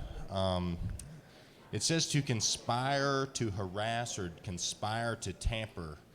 Don't you think that'd be very difficult to prove or disprove in court? Actually, Senator, if you look ahead of that on line 59, it talks about intentionally. So proving intent is something that prosecutors do all the time. And if you look at line 60, that covers public safety animals that are not on duty. So, for example, if somebody went to find the kennel where the police animals were kept and threw a piece of poisoned meat over it, would cover that. And then the next line, 61, covers animals that are actually on duty. So I don't think that would be hard for an animal prosecutor to prove. Will the senator further yield? Sure. So you said intent, but it says should have known that the animal. So how do you have intent if you don't even know that that's a service animal? Thank you, Senator, for the question. Know or should have known is something that's used all the time in prosecuting cases, and it relates to the reasonable person standard, which is a known term in the legal world. Okay, thank you, Senator. You have no questions, Senator. Thank you. I yield.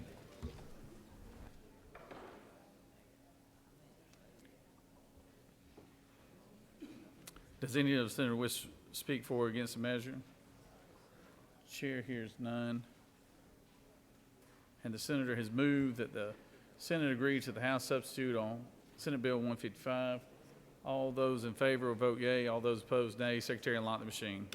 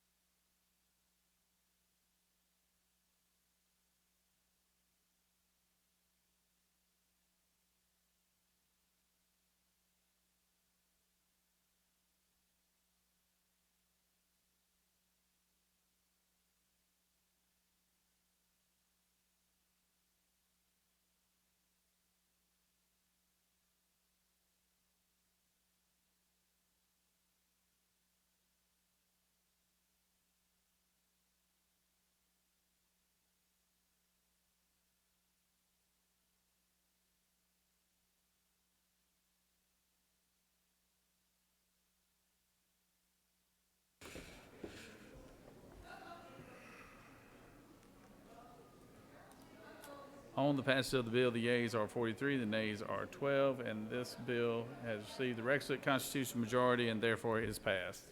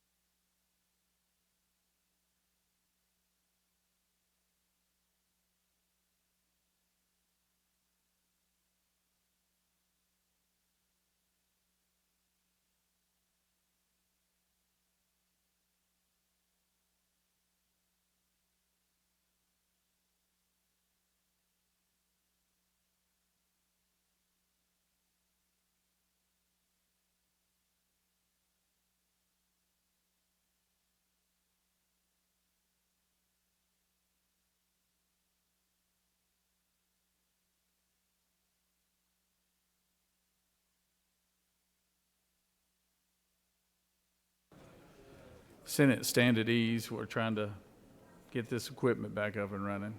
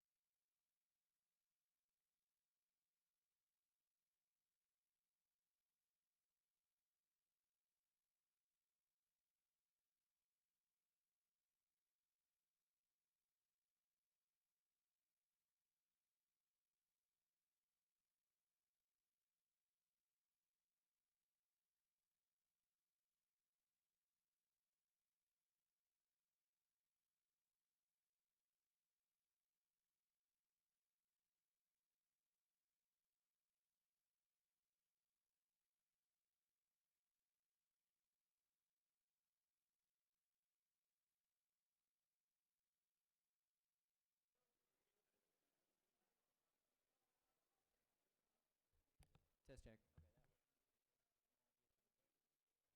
I'm going to recognize the senator. You tell me and I'll repeat it for you. All right, so, Senate, come back to order. We're going to have to quiet down in here, guys. This is way too loud. You can't hear what's going on up here, so let's come back to order. Yeah.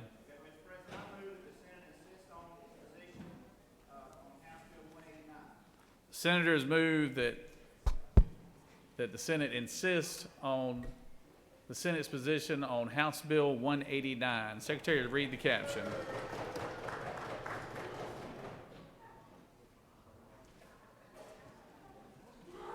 House Bill 189 by Representative Meeks of the 178th and others, a bill to be entitled an act to amend Article 2 of Chapter 6 of Title 32 of the Official Code of Georgia Annotated, relating to dimensions and weight of vehicles and loads so as to provide for an allowable variance for weight limitations upon a vehicle or load, to repeal certain exceptions which allow for excess weight for vehicles and loads.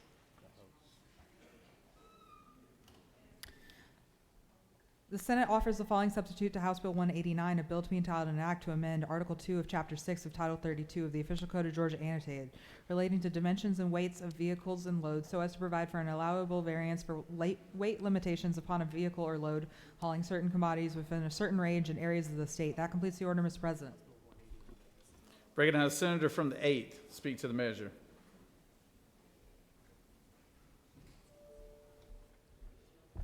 Thank you, Mr. President. This is our truck weights bill. This is House Bill 189, this Senate substitute that passed out of our committee and passed out of this chamber with 44 votes. I just ask that senators stick with me and vote to insist. You have no questions, Senator? You have no questions.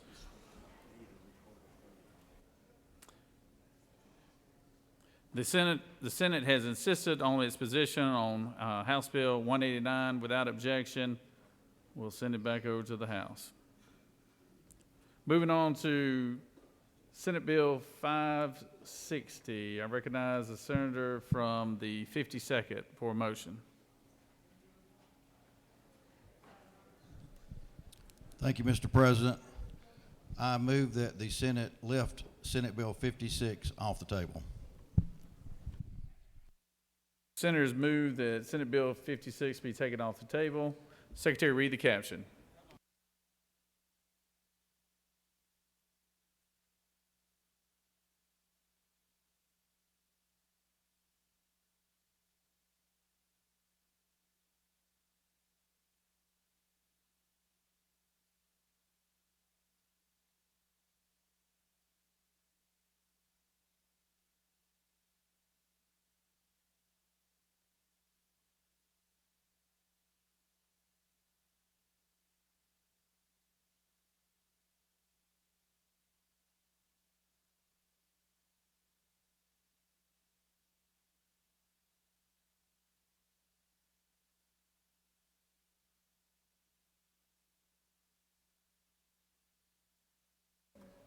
Senator from the 56. I said lift it off the table. My motion should have been to agree to the House substitute to Senate Bill 56. Senator, you are correct. He is still trying to find the bill so he can read the caption, but the senator has moved for an agree on House Bill 56. Senate Bill 56 by Senator Hofstetler of the 52nd and others.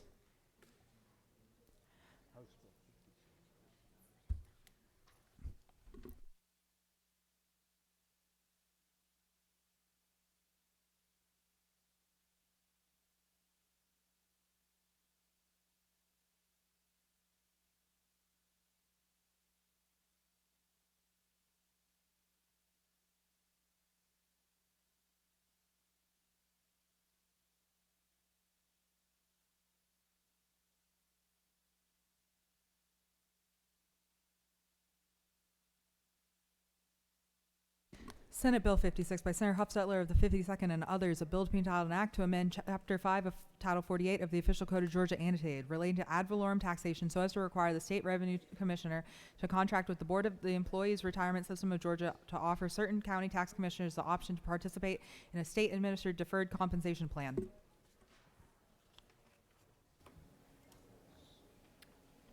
The House offers the following substitute to Senate Bill 56, a bill to be entitled an act to amend Title 48 of the Official Code of Georgia annotated relating to revenue and taxation so as to require the State Revenue Commissioner to contract with the Board of Trustees of the Employees Retirement System of Georgia to offer certain county tax commissioners who are not eligible for any retirement system or county 401k or 457B plan the option to participate in a state-administered deferred compensation plan. That completes the order, Mr. President.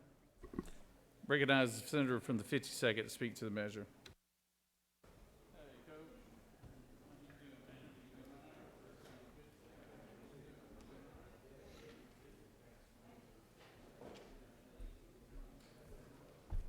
Thank you, Mr. President. I do want to spend a little time on this because a lot of this subject matter has been vetted through the Finance Committee and passed out unanimously, but did not get through the main body that's then been attached over there. So you'll see Senate Bill 56 in your special book. If you go to the other book and look at 454, that has the fiscal note. So just the first book if you trust me, but if you want to trust and verify, get the other book out too. I'll try to explain this pretty well. So this original bill was simply for the tax commissioners. There's about 30 or so rural counties that don't have any kind of a retirement. They're the only constitutional officers that don't. They bring in $1 billion, $2 billion to state, and this sets out a simple 401k match for them, no defined benefit, defined contribution. We've already passed that out. if you go to the next section in there, then you're going to see about the IRC conformity that has also been looked at here. But then if you go to section 2.2, you're going to see about the income tax, where we're changing the structure a little bit. That's on page 6 of the bill, I believe. So when you go to that, we had a tax cut that ratcheted down last year. The Senate's position was that we should do standard deductions. The House at the time wanted personal exemptions. I think after a year of this, they've looked at it and agreed that standard deductions are the way to go. So we had looked at accelerating those standard deductions, but we're going to put them in there now as a full 12 and 24,000. This will help people at the bottom because it will be the first 12 and 24,000 that will be exempt. The second thing it does is it eliminates the marriage penalty. We also are changing the 5-year look back on this 10%, 0.10% decrease from a 3-year look back from a 5-year look back to a 3-year look back. And then because of another change where we're letting people that itemize on the federal return, they can itemize or do the standard on the state. Those that itemize by losing the personal exemption would actually have a tax increase. So there's a $300 credit for those people to make sure they don't get a tax increase in the changeover. And then the last item we talk about is something called force de jure. This deals with, well, actually there's 2 more items, but this one deals with the fact that COVID would be added to the list of disasters. There's a company that probably has $1 billion investment that may not make it because of COVID. They may make it, it's going to be really close, and so it would really just help this one company, but would let them extend the period a little bit longer to get those credits due to COVID, which, you know, has certainly hurt businesses as well as, you know, hurricanes and things like that do, natural disasters. And then the last thing we're doing is we're decoupling the accelerated depreciation that we've done since 2022. We've done accelerated depreciation. The federal government's changing that. We're saying we'll continue to do the accelerated depreciation. This really doesn't change anything except what year the taxpayer gets it in. They'll get it quicker in ours. They're going to get it eventually, either way, but this would change it to that. Now then, another section that has not gone through the Senate but did go through the Finance Committee and passed out is digital downloads. This has been looked at for some time for parity, just as we did with the Marketplace Facilitator. Digital downloads does not apply to any streaming, monthly service. This is just the end user, whether you get it through a book or through something you keep permanently, it would apply in this case. And again, that passed out through the committee.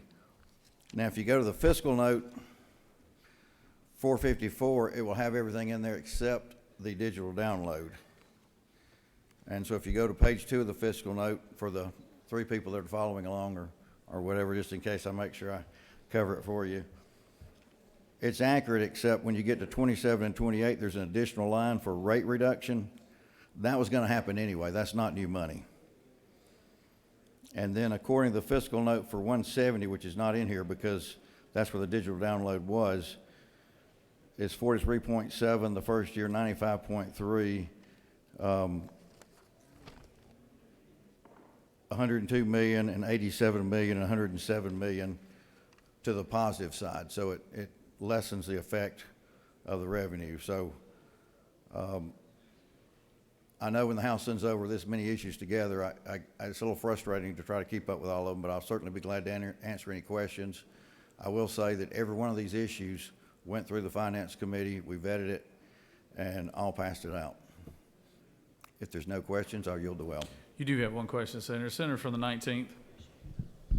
Thank you, Senator. Do you yield for a series of questions? I yield. I know this is a big bill. I just want to walk through a few things and make sure I'm clear on it. On the tax commissioner piece, you said it's a 401k. Who pays the match? The match is going to be paid by the state. The cost is going to be about $225,000. I understand there's certainly a legitimate argument about who would pay that, the counties or the state. They collect money for both entities. This is only about 30 rural counties that have no program at all. And my belief was that the minimal cost of, a $250,000 with all the stuff that we do around here was worth it to be able to say that every single constitutional officer in the state has some form of a pension plan. Again, this one's not a defined benefit, it's only a contribution. Senator Further Yield? Yes. What stops those who are on another plan from now coming onto the state plan, which would obviously, if there's only 30, you say 30 is 225,000, we would now multiply that by, I guess, 4, that's 120,000. Multiply by 5, you're going to have what, right at 1? There's language in the bill that says if you're on another plan, you're not eligible for this plan. And furthermore, the House added to make it clear that if your county offers a retirement plan, then you have to get off of this. Okay. So if anything, I think it would go the other way. Will the Senator yield for a few more questions? Sure. On the state income tax reduction, can you tell me what the savings to taxpayers would be from this version of the plan? Well, the savings would be in year one a total of $94.7 million, but you've got to add back in 170, which is not in here, which is 43.7 on digital download. So it's going to be about 50 million. The savings to taxpayers from the income tax is going to be about 94 million. Then the Correct. Digital Parity Act, I guess, adds about 40. You said 43.7 million, according to the fiscal note. And that just provides parity between digital downloads that are maintained for ownership and their older medium. Is that a fair way to? Right. It's fair to say whichever way you sell something should be taxed equally. Thank you, Senator. Recognize the senator from the second. Thank you, Mr. President. I'd like to ask for a point of order according to Senate Rule 7-1.10 on the House substitute to SB 56 to the germaneness of this bill. We're dealing with income tax, retirements, as well as digital downloads. Mr. President, would you issue a ruling on that, on the germaneness of this House amended Senate bill? Senator, you're entitled to vote no on this at the appropriate time. You have no further questions. Thank you. I ask your favorable consideration.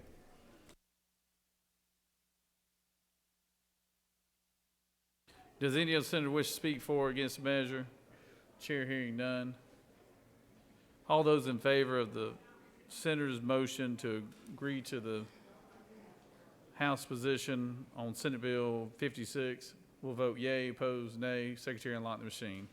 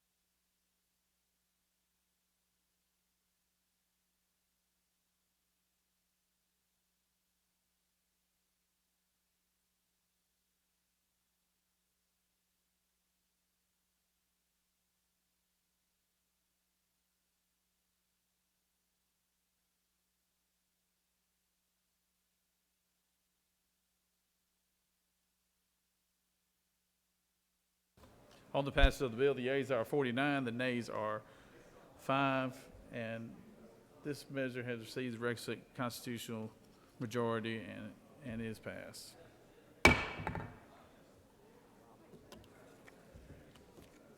Recognize the senator from the 28th. Mr. President, I ask for unanimous consent to lift SR 175 from the table.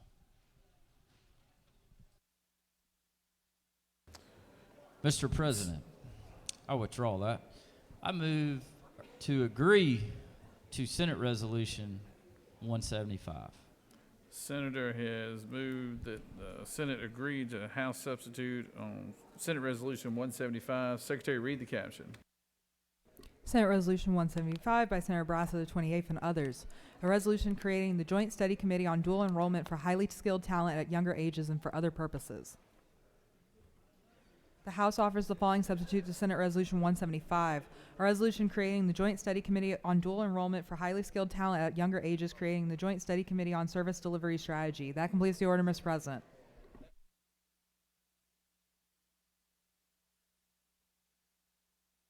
Recognize senator from the 28th.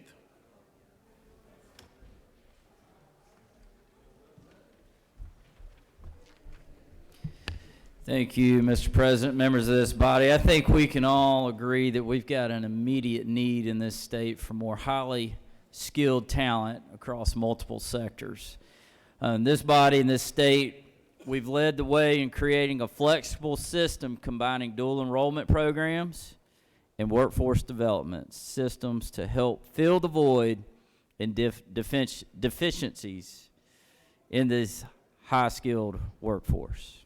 So this resolution simply forms a joint study committee on dual enrollment for highly skilled talent at younger ages. And I urge your favorable consideration for this fine joint study committee that will lead the way. Thank you. I yield the well. You have no questions, Senator. Senators yielded the well. Any other senator wish to speak for or against the measure? Chair hears none. The senator has moved that the Senate agree to the House position on Senate Resolution 175. All those in favor vote yea, opposed nay. Secretary, unlock the machine.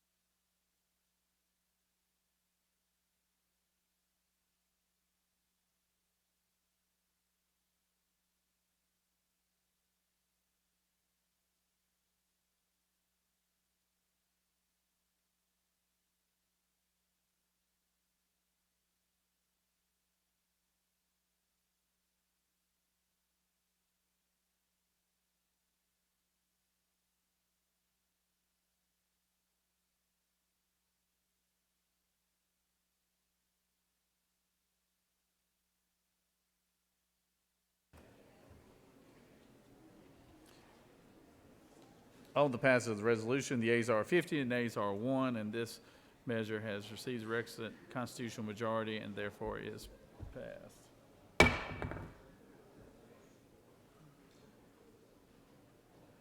Recognize the senator from the 11th for a motion. Thank you, Mr. President. I move that the Senate agree to House Bill 193 as amended by the House. The senator has moved that the Senate agree to the House amendment to House Bill 193. Secretary, read the caption. House Bill 193 by Representative Anderson of the 10th and others, a bill to be entitled an act to amend Article 2 of Chapter 91 of Title 36 of the Official Code of Georgia annotated, relating to public works contracting and bidding requirements so as to increase the dollar values of certain public works construction contracts exempt from bidding requirements. The Senate offers the following amendment to amend House Bill 193 by inserting after line 3 the following. Provide for an exception to competitive bidding requirements for rapid transit authorities making certain purchases from vendors that are under contract with certain governmental entities. The House offers the following amendment to the Senate amendment by deleting the state of Georgia, the federal government, or in lines 10 and 11. That completes the order. Recognize senator from the 11th.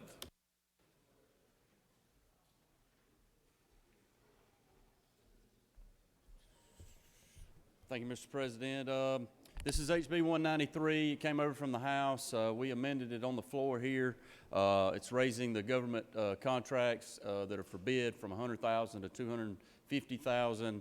We sent it back over, and they deleted state of Georgia and the federal government in our amendment. It was a friendly amendment. We're supportive of that, and just would appreciate everybody to agree on that. I'll be glad to take any questions if there are any. I'll yield the well. Thank y'all. Appreciate your support. You got no questions, Senator. Senator yields the well. Did any other senator wish to speak for or against the measure? Chair hearing none. Recognize Senator from the 37th. For what purpose do you rise? Mr. President, pursuant to Rule 8- something in here, I'm going to ask to be recused for this vote for potential professional conflict of interest. Without objection, Senator is excused. Does any other senator wish to speak for or against the measure? Chair hears none. The senator has moved that the Senate agree to the House amendment to the Senate amendment to House Bill 193. All those in favor of the measure, vote yea. Opposed, nay. Secretary, unlock the machine.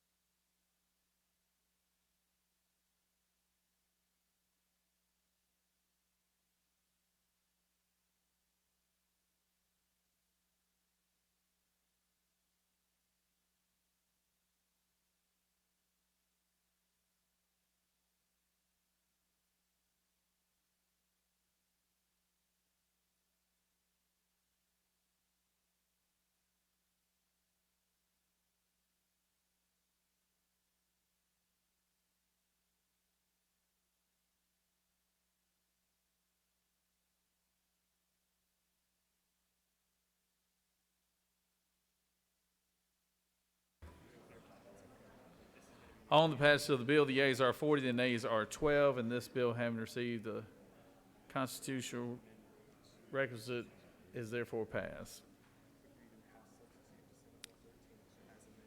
Moving on to Senate Bill 13, recognize the senator from the 56. Thank you, Mr. President. I move that the Senate agree to the House substitute to Senate Bill 13 as amended. Senator has moved that the Senate agree to Senate bill as amended. Secretary, read the caption.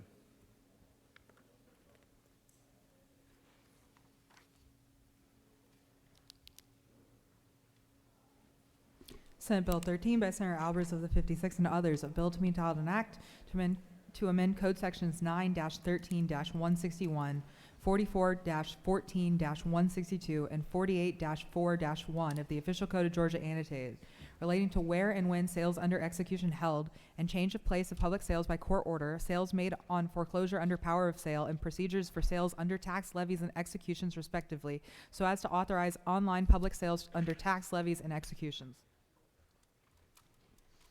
The House offers the following substitute to Senate Bill 13, a bill to be entitled an act to amend Chapter 5 of Title 48 of the Official Code of Georgia annotated relating to ad valorem taxation of property so as to revise the language required to be included in the notices of current assessment to add hearing officer review for tax assessment of certain business personal property to provide for related matters. Senator Albers of the 56 offers the following amendment to amend the House substitute to Senate Bill 13 by striking lines 1 through the end and inserting in lieu thereof the following: to amend Code Sections 9-13-161 and 14-14-162 and Title 48 of the Official Code of Georgia annotated, relating to where and when sales under execution held and change of place of public sales by court order, sales made on foreclosure under power of sale. That completes the order, Mr. President. Senator from the 56. Thank you, Mr. President. Due to an error by Legislative Council, I'm going to ask that we table this bill until we can get it corrected. Senator is asked to table the bill. Without objection, this bill is tabled. Recognize the senator from the 23rd. Thank you, Mr. President. I move that the Senate agree to the House substitute for Senate Bill 107. Senator has moved that the Senate agree to the House substitute on Senate Bill 107. Secretary will read the caption.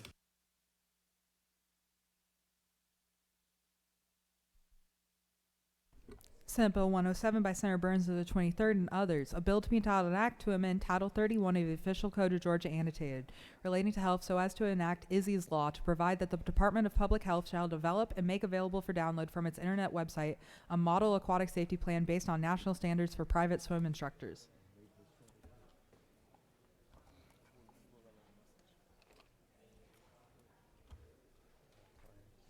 The House offers the following substitute to Senate Bill 107, a bill to be entitled an act to amend Title 31 of the Official Code of Georgia annotated relating to health so as to enact Izzy's Law to provide for the development of a model aquatic safety plan. That completes the order, Mr. President.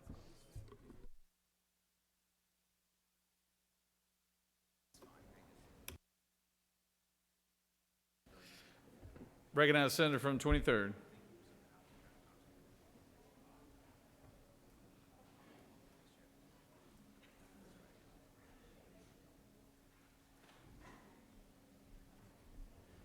Thank you, Mr. President. Colleagues, I bring you the last step in Senate Bill 107, adoption. This is Izzy's Law. Israel Scott was a young boy who drowned in a swimming lesson in my district in June.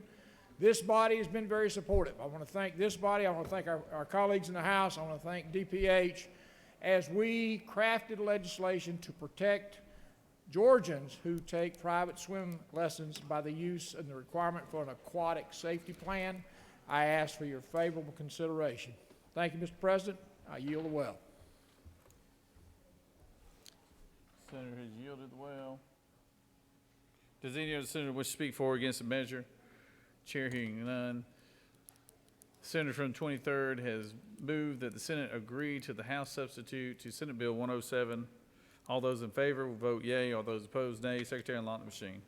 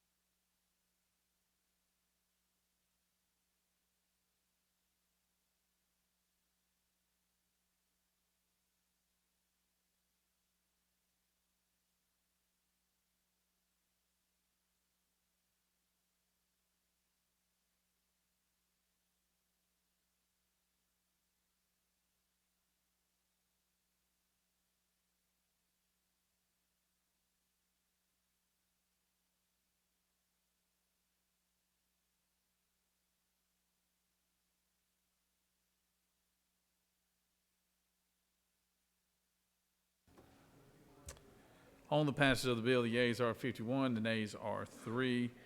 This bill, having received the requisite constitutional majority, is therefore passed. Recognize Senator from the 24th to speak to Senate Bill 121. Mr. President, I ask that we agree with Senate Bill 121 as amended from the House.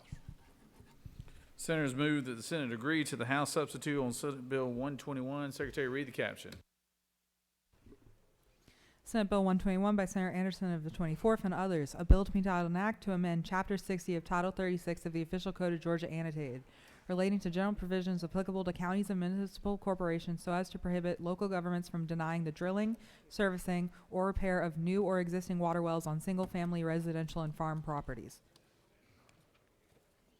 The House offers the following substitute to Senate Bill 121, a bill to be entitled an act to amend Chapter 60 of Title 36 of the Official Code of Georgia annotated, relating to general provisions applicable to counties and municipal corporations so as to prohibit local governments from denying the drilling, servicing, or repair of new or existing water wells on single-family residential and farm properties. That completes the order, Mr. President. Recognize Senators from the 24th.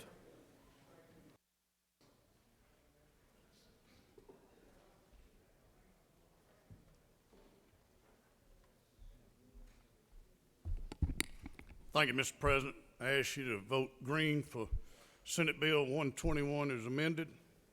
It's a great bill for the great people of the great state of Georgia.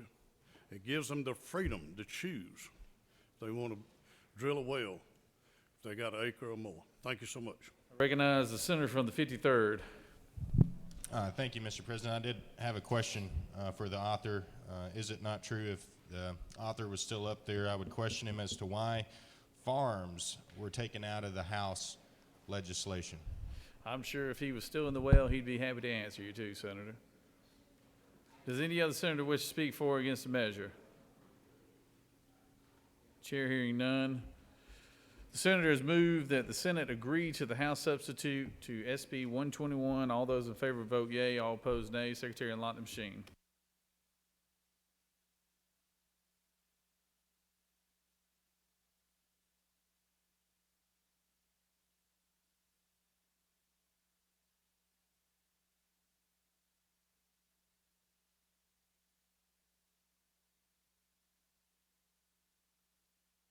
Senator from the 56th, what purpose do you rise?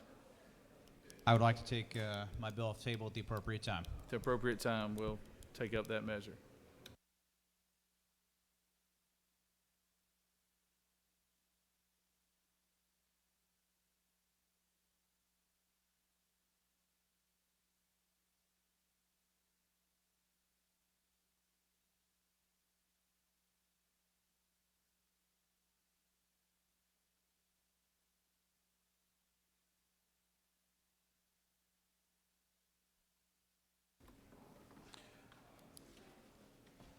On the passage of the bill, the yeas are 52 and the nays are 1, and this bill, having received the requisite constitutional majority, is therefore passed.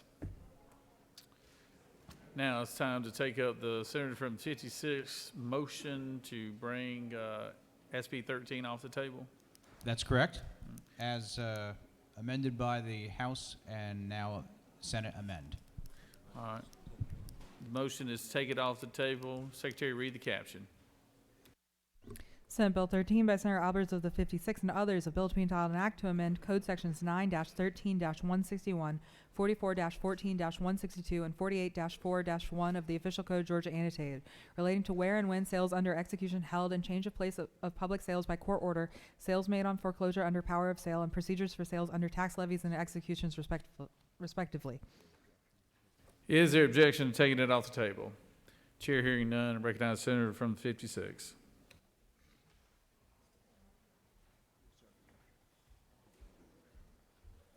Thank you, Mr. President. I apologize for the confusion. I want to thank our friends of Legislative Council for all their great work here. This is Senate Bill 13 that we passed with all support minus 1, which allows our sheriffs to conduct online auctions. It is a very simple bill, just brings us into the 21st century. In addition, the House actually stripped that part of the bill out and put their own bill in there, but there was good stuff there. So this restores our language, but also allows for an additional bite at the apple to add an additional part of the appraisal process for your property taxes, which is a important component for those who have had to go before a hearing officer in the past. But there's not enough appraisers today. So in the last part of this bill, which I think is a great addition, is it allows any former or current appraiser or chief appraiser that desires to be your hearing officer to get a bit more hearing officers in order to process these, so people don't end up at the Board of Equalization in perpetuity and an opportunity to appeal property taxes. I know that we have seen extraordinary rise in our property taxes and the assessments on those over the last many years, and we want to make sure we're not taxing people out of the house and we have a fair process. If there are no questions, I'll yield the well and ask for your favorable consideration. You do have a few questions, Senator. Recognize the senator from the 41st. Thank you, Mr. President. This is a parliamentary inquiry. Mr. President. State your inquiry. Can you tell us how this is in order per Senate Rule 7-1.6? I could be misunderstanding this, but it seems like we've completely stripped a bill and put another bill on top of it, because the first line say by striking lines 1 through the end of and inserting in lieu thereof. So I just am unclear about how we're able to do this. No offense to the chairman. I appreciate your bill. I'm just Well- trying to learn here. Yeah, well, this is a special action, so that rule doesn't actually apply to this. Senator from the 53rd. Thank you, Mr. President. I ask for unanimous consent to be excused under Rule 5-18. Without objection, the senator from the 53rd is excused. Senator from the 19th. Thank you, Mr. President. Senator, you yield? I yield to the Appropriations Chairman. Thank you so much. I got some questions. It looks like these examples of for additional powers that now these hearing officers can have, and I see how the bill is written in that way, but they're excluded from all wireless property. Why?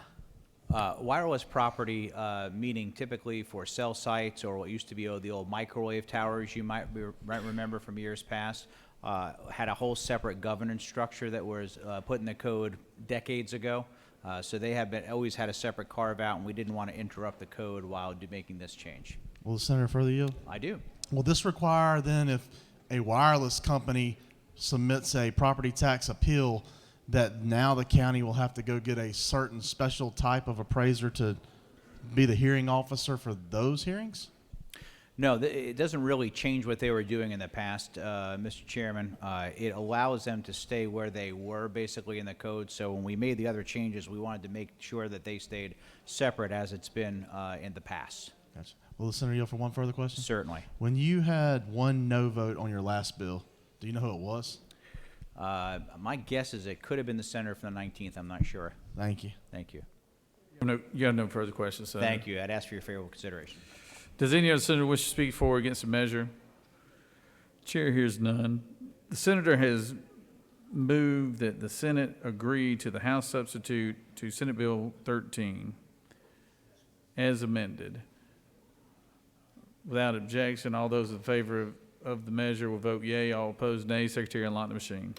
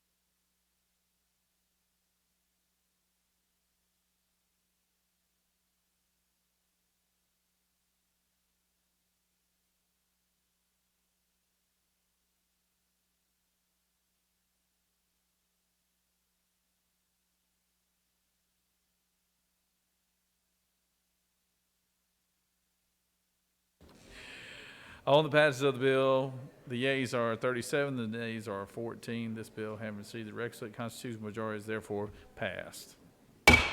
Okay, we're going to break for lunch. I know the pro tem has got lunch provided for everyone, so we're going to break for lunch and look at coming back probably around 2 o'clock. Come back around 2 o'clock. We'll break for lunch and figure out how many more bills we're going to take up here. So, Senate stand at ease.